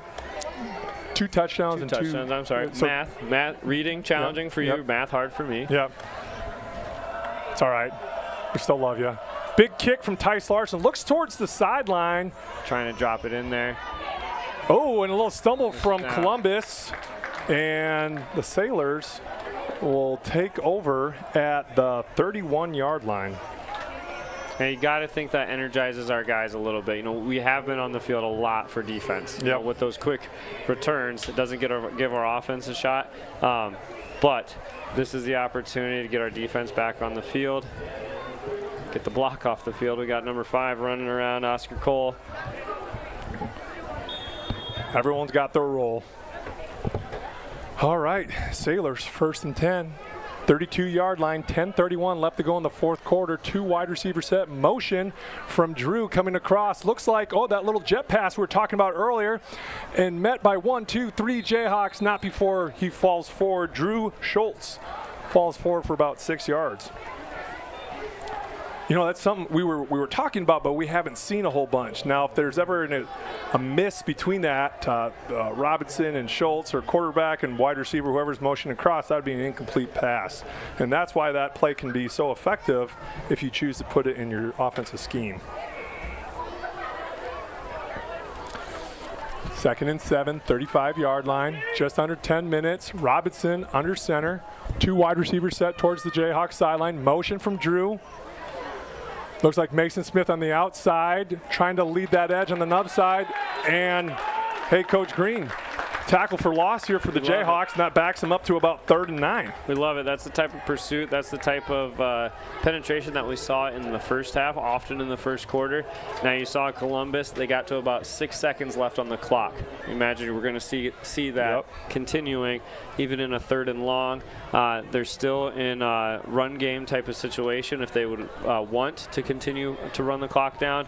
Now we've got 2 to the left, 2 to the right. Waiting, Coach Green, just like you said, waiting to get the okay from the coach. Looking here, I would expect some type of screen. Looking laser right at the sticks. Incomplete. An incomplete pass. A lot of contact there on the play, a lot of bodies diving around. Everyone wants the ball right now. Jayhawks. All right, hey, first punt of the day potentially for Columbus here. The clock stops. There's no reason to eat clock here. The clock has stopped on the incomplete pass. Has Robinson punted? No. I think once early. I think Robinson punted once early. Yep. It's been very infrequent, yes, to say the least. On the year, 5 punts, 152 yards, 30-yard punt average. Youngblood is back on the field. With Tice. Here's the kick. Ooh, nice spiral. Aiden running backwards to get it. Oh. Shoot. Tough spot. Field got a good amount of water earlier in the evening, yesterday. Tough spot. You see Youngblood with 20 yards in front of him. You like your odds. He had spot to be in. Yeah, he had some room to run, and you can get upset that he fell and his knee touched. That's a tough position, backing up just like you're an outfielder. And but he put us in a good position. We got the ball at the 27-yard line. He caught it, so it could have been way worse. So Jayhawks take over with 8 minutes and 57 seconds left to go in the fourth quarter. Slow motion across from Haggerty. Handoff, Bradley Pint.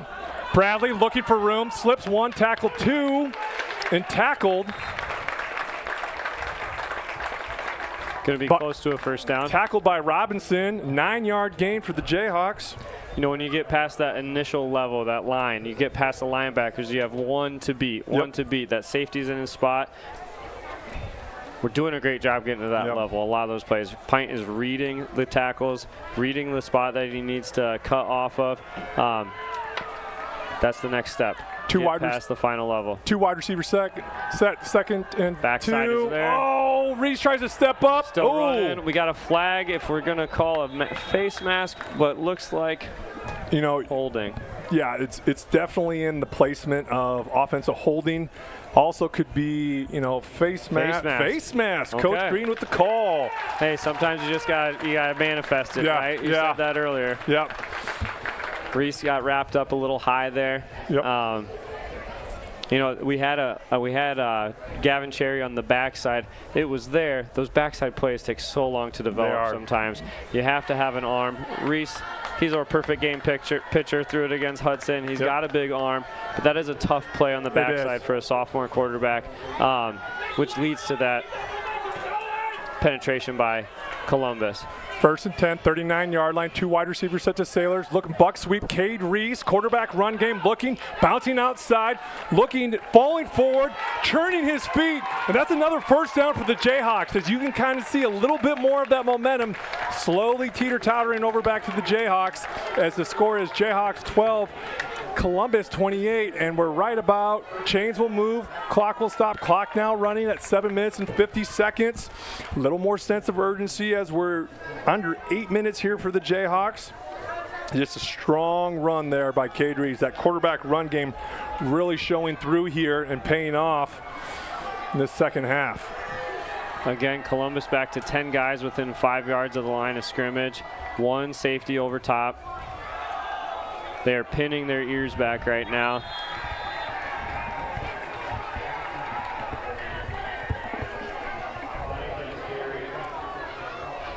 Coach Green, you nailed it. 10 guys within 5 yards, and that's going to be tough sledding. I mean, the game is all about contracting and expanding the box from tackle to tackle and 5 yards out. And Jayhawks still trying to establish in the run, having some success there. And we can look here as it's under 7 minutes. The Jayhawks have put a little bit in the air. Rees steps back, facing pressure. Rees rolls out. He likes what he's looking at downfield. Tip. 1, 2, and late flag over on the Columbus sideline. We have Columbus palms up. Rees was pushed into the bench. Late hit? It could be a late hit. What do we learn this weekend? Palms up, people. Palms up, you know you did something. Yep. That's what we're seeing from the sideline. We haven't seen a lot of flags tonight. No. These are 2 very big ones on the same drive. Roughing the passer call. Coach, you talk about palms up. Coach Saban talks about we live in a palms up society. And you don't want to always say, hey, what did I do? Right? You just got to acknowledge that you did something wrong, get coached up on it, and get ready for the next play. You know, right now, this drive is the opposite of palms up for the Jayhawks. Correct. We're taking ownership. We're able to move the ball here. You know, Columbus, 2 safeties over top. Quarterback run, looking for in that B gap. Rees met by several Sailors, not before he gets what looks to be 5-6 yards, probably closer to 7 yards. 6:34 left on the clock. You know, the difference here, when Columbus gives us that softer look, what we're able to get from that has been huge on these last few plays. When they commit, I'll be really curious on the next couple plays. If they commit 10 within the first 5 yards of the line of scrimmage, what we can do to tight end dump off the top, something to spread it out a little bit. Trips bunch to the Sailor sideline. Rees fakes the handoff, steps up, feet moving. Aiden Youngblood, no one around him.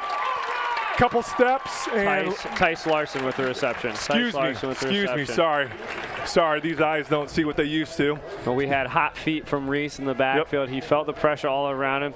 Great awareness to remember, excellent. Hey, I have a guy on the right side. Yes. I don't need to look left. I don't need to look middle. That's a really tough spot for a quarterback, sophomore quarterback. You've got the guys 260, 240, 220 right around you, trying to barrel down. Okay, to have that awareness is huge. We're inside the 10-yard line here. Jayhawks in the shotgun, quarterback run game going up. In the area looking at some early movement, I think, from our line. Oh, this is tough. This is exactly, we talk about having a clean game. Mistakes get magnified into the red zone. And this is probably it's on the Jayhawk side, and then we're going to see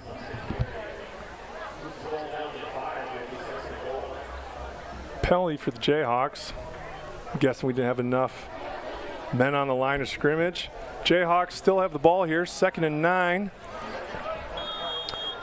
So with that, we do not walk us back on that play? They declined it.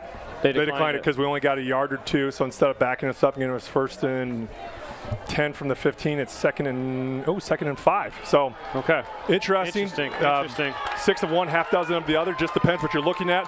Motion out to empty. Rees doesn't like what he sees. Runs out to the outside. Right. End zone for the pylon. Touchdown, Jayhawks. Excellent. That's an awesome play design. We've seen the zone run game used, and Rees being such an athlete. waited for that defensive end, outside linebacker to commit, and Rees, being a great athlete, using his wheels and getting to the outside. Now we're in a position we need, mathematically, we need to go for 2 here. We need to go for 2 twice. I was never an athlete where I could dive for the pylon. I was always told, hold on to it because you're going to fumble out of the end zone green. Hold on to it. Reese is an athlete that can dive for the end zone. Awesome. Awesome. So, yeah, there's no statistics about that. We need 2 touchdowns and 2 two-point conversions to keep us where we need to be in this game. And the Sailors call a timeout to talk over what formation they saw from the Jayhawks. Love to see the momentum. We love to see the home crowd standing up here. And with 5 minutes left to go and a 10-point differential, there is still a homecoming crowd. A lot of people. You can go from end zone to end zone. There's a lot of people still standing at the fence. If you're anything like me, sitting down is not a great option at events. But just a tremendous crowd for these Jayhawks as we've been able to score twice on special teams. We were able to put something together on offense, especially with some of the penalties that the Sailors have committed. And hopefully we see this place erupt. Coach Green, myself, McMartin, Zook, Smines, who's always here. We went to the volleyball game this week against Wapsie Valley. It was an electric environment in there. Best volleyball, basketball, best home game environment we've been to in a long time. And our girls had the similar fight where first two games did not go where we wanted it, but that fight was there. And as we lead into the rest of the season, as our volleyball girls lead into the postseason, that type, Reese is clapping his hands. Looks like they have 12 people on the field. Hate seeing that out of a timeout. That's a coach's worst nightmare. Yeah, you think you had everything lined up. Now the ball doesn't. Now we still don't have anyone leaving the field. Yep. There you go. It goes from, I think, the 4 to, not the 4. You move up just half the distance. Yep, half the distance. Thanks, Coach Green. So Jayhawks subbing out. Getting maybe a different play call as the ball is just inched a little bit further there. Jayhawks break the huddle. Trips bunch set to the Jayhawks sideline. Rees in the gun.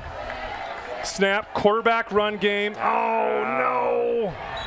And he's met by several Sailors. And Columbus bows their back and is able to stop the Jayhawks there. With 5 minutes left to go, Sailors 28, your Jayhawks 18. Coach Green, as we're talking about the volleyball team here, your Class 2A ranked 12 Jesup volleyball team lost the top 15 matchup against the Wapsie Valley Warriors. Our Lady Jayhawks are currently 12-4, and they have a tournament in Springfield on homecoming Saturday. One thing I want to bring to everyone's attention, Daly Donnelly, 1,500 assists set against Wapsie Valley. That's good for 3rd all-time in Jesup volleyball history, followed up by number 2 with Alexis Harris at 1,617 assists, and Jayhawk leader Jayma Tunney with over 2,079 assists in her Jayhawk career. So great list to be a part of right there. Yeah, that's great company. Phenomenal. So we'll see what your Lady Jayhawks can do in the Springfield tournament. I missed the part with some of their other who else is going to be there, but a great opportunity for the Jayhawks to continue to keep rolling in a great way. And Coach, you've seen on Bound, and we've talked about the NICL is such a tough conference to play in. It's great volleyball every single night, and just can't wait to see what our ladies do this Saturday. Yep, we know every year you go to our conference tournament, you can finish in the top 5, you can finish in the top 8, and you're still considered one of the top 12 schools in the entire state. Right now it's no different. I believe at one point this season we had 10 teams from the NICL ranked within Class 1A and 2A volleyball. This week with the matchup against Wapsie Valley, you know that type of environment, that competition is going to harden us. It's going to ready us for the postseason. Yep. Love to see the fight from our girls. We had them in the 3rd, we had them in the 4th, and they ended up coming out on top, but we love to see that fight. Haley, Gangler, kick, soccer style, out to the numbers, and Jayhawks popping pads out there. Great tackle. Great talk about the Jayhawks. Not Stood much up and finished by Reese. Yes. Absolutely. Reese is feeling it right now. This is the leadership that we're looking at here. We know Reese has played several, we're probably closing in on close to 92, 100 snaps. And I don't care who you are, sophomore, junior, senior, that's a lot of snaps for a high school football player. 5 minutes, 1 second, fourth quarter, 1st and 10 for Columbus on the 32-yard line. Nub set to the Jesup sideline. 2 wide receivers set. Trade from Mason Smith. Robinson under center. Handoff. Sitzman has some blocking up front and falls forward for 8 yards. First contact made about 5-6 yards downfield. And the most important thing for Columbus is staying in bounds. Clock is going to tick. We've got 30 seconds on the play clock. It's going to bring us down to about 4:15 on the play clock. You can bet Columbus is going to use about every second of that right here. Yeah, and that's a smart move. Just and these are things you practice. These are situational things. They're in their 4-minute offense. Look at the coach. Coach will tell you when you can snap it. Robinson under center here. A little bit tighter formation. Rush up the middle. Robinson might have seen something. And Columbus moving crew up front, being able to change that line of scrimmage as Columbus gets a first down as the clock ticks under, right above 4 minutes. Green, NCAA football, run commit. Yep, run commit. Left trigger up, commit. Right trigger down, something like that. Yep. Got to commit. Got to know. Have to guess at some point here. Have to anticipate. Have to know where they're going to go and try to catch something in the backfield. You know they're going to commit to running the ball. So who can we stop in the backfield? Stand them up, strip it. Run, Sitzman, hard run, weak side. 2nd and 3, 3 yards in a cloud of dust. Offensively, that's what we want. Right now, we're seeing that from Columbus as that clock continues to tick here with 3 minutes and 25 seconds left on the game clock. Absolutely no hurry to get the play in for your here for Columbus. You just, as for Jesup here, you got to be aggressive. You got to hope that you see something up the middle and try to get them in the 3rd and long. Jesup, 5 in the box. Smith flips the wide side, short side. Run. Drew Schultz, not touched. 10. Out of bounds. Get him out of bounds. Looks like first contact. Oh, no. They're going to call some extracurriculars on the Jayhawks. And that's, insult to injury right now. Big run. Nobody touched him within the first 8 yards. Got him out of bounds. Face mask on your Jayhawks.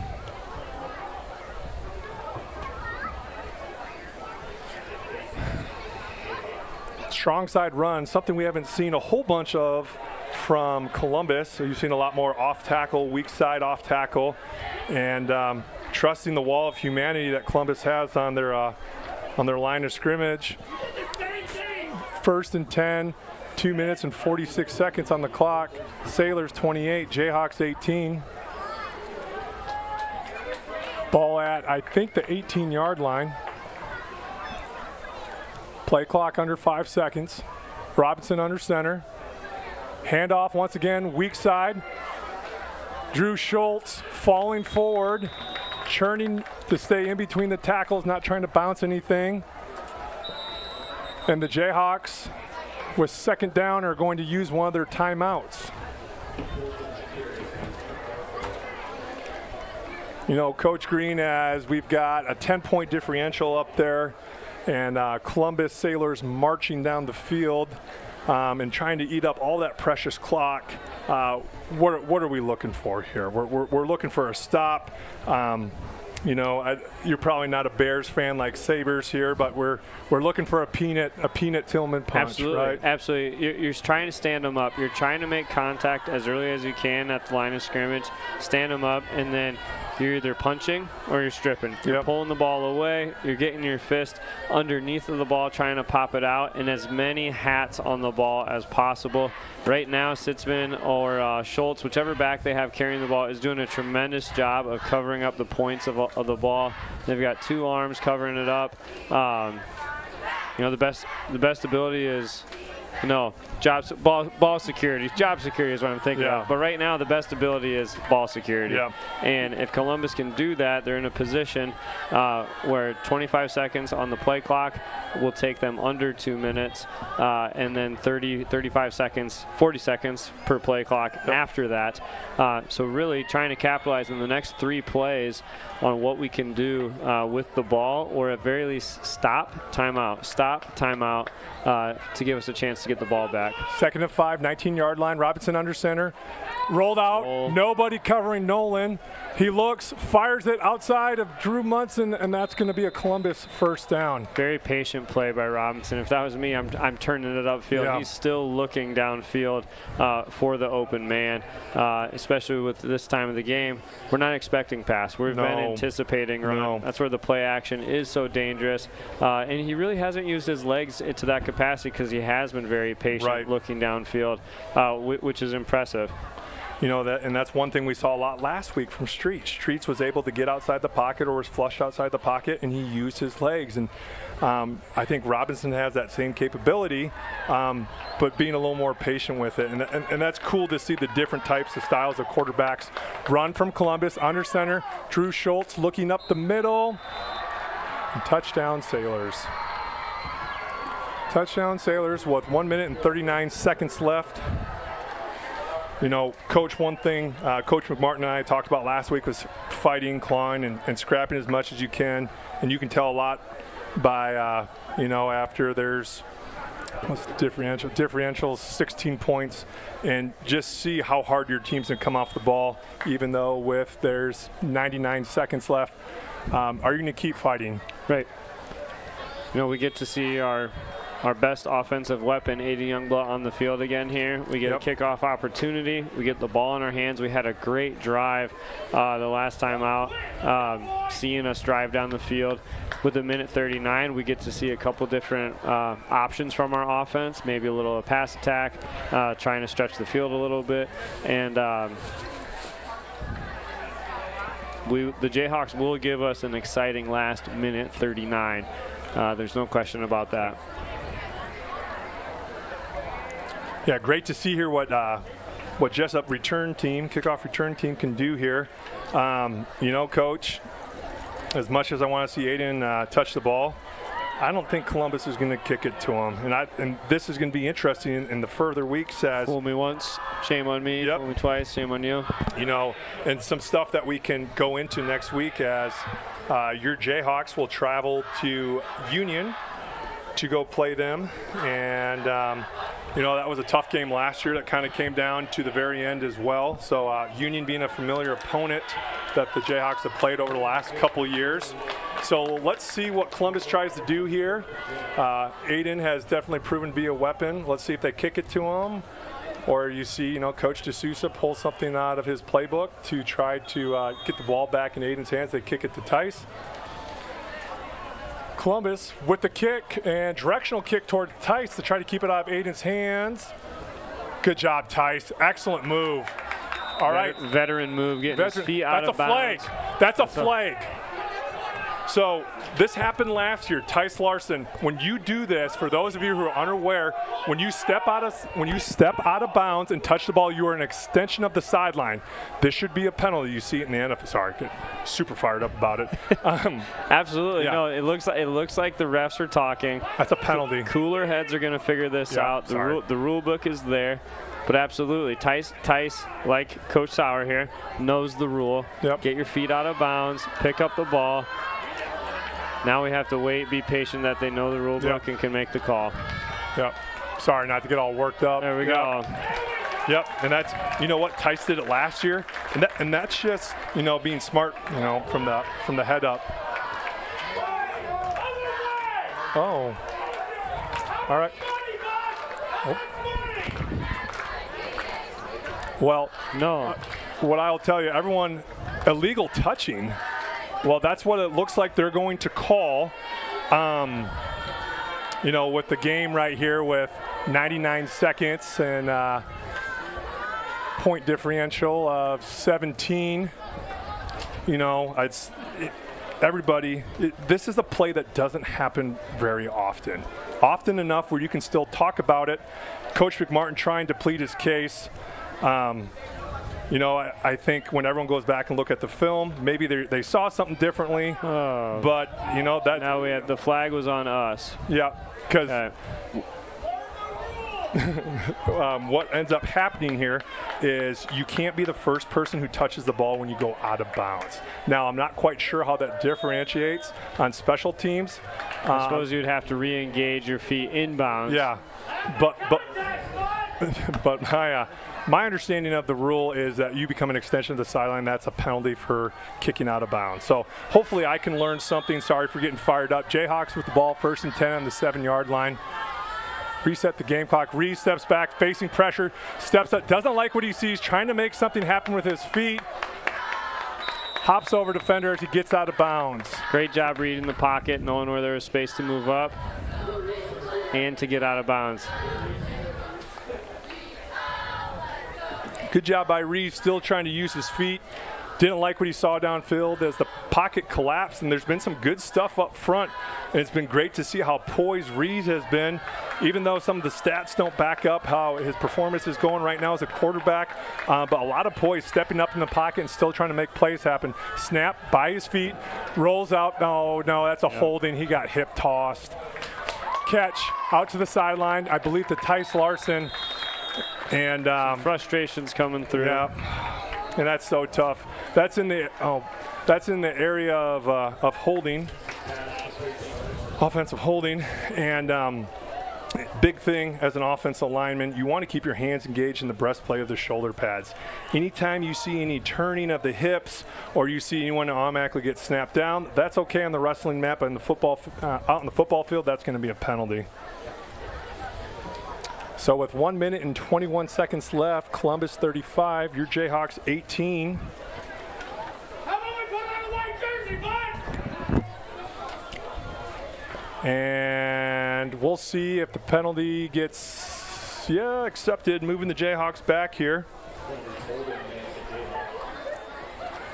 Jayhawks trying to get some momentum here going into next week against Union. First and 20, I believe.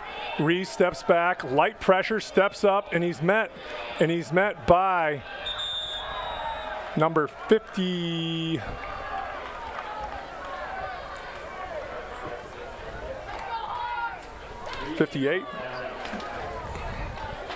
Number 58 for Columbus.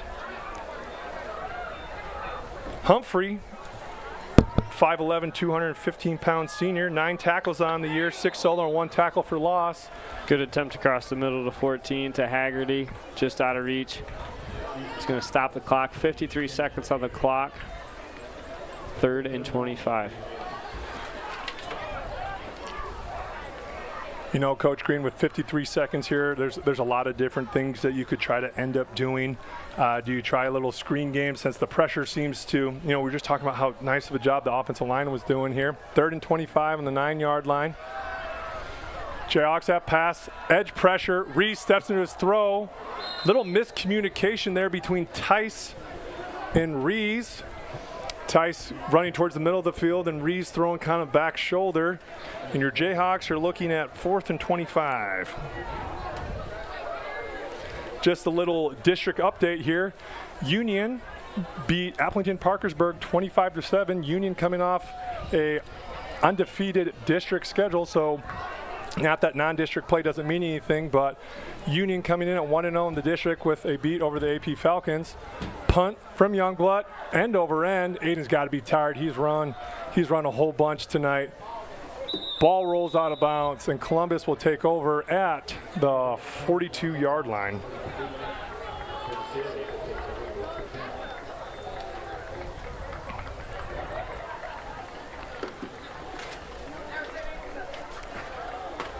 As the clock continues to, once the ball is snapped here, clock will continue to run down under 44 seconds.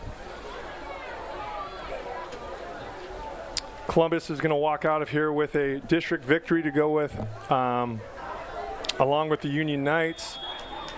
Applington's going to go 0-1 as this game continues. It looks like Jesup's going to go 0-1 in district play. Hudson Sumner score I'm still waiting on. And it looks like the Sailors are going to assume victory formation here. Let's keep it clean. And I think we'll have one more play. Nope. At 30 seconds. And that should take us to the end of the ball game here. So this has been the J-Hawks Sports Network from Heartland Technology.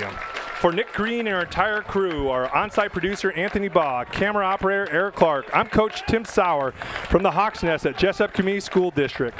To watch this entire game on replay, as well as other previous Jesup High School athletic events, go to the video section on our Facebook page.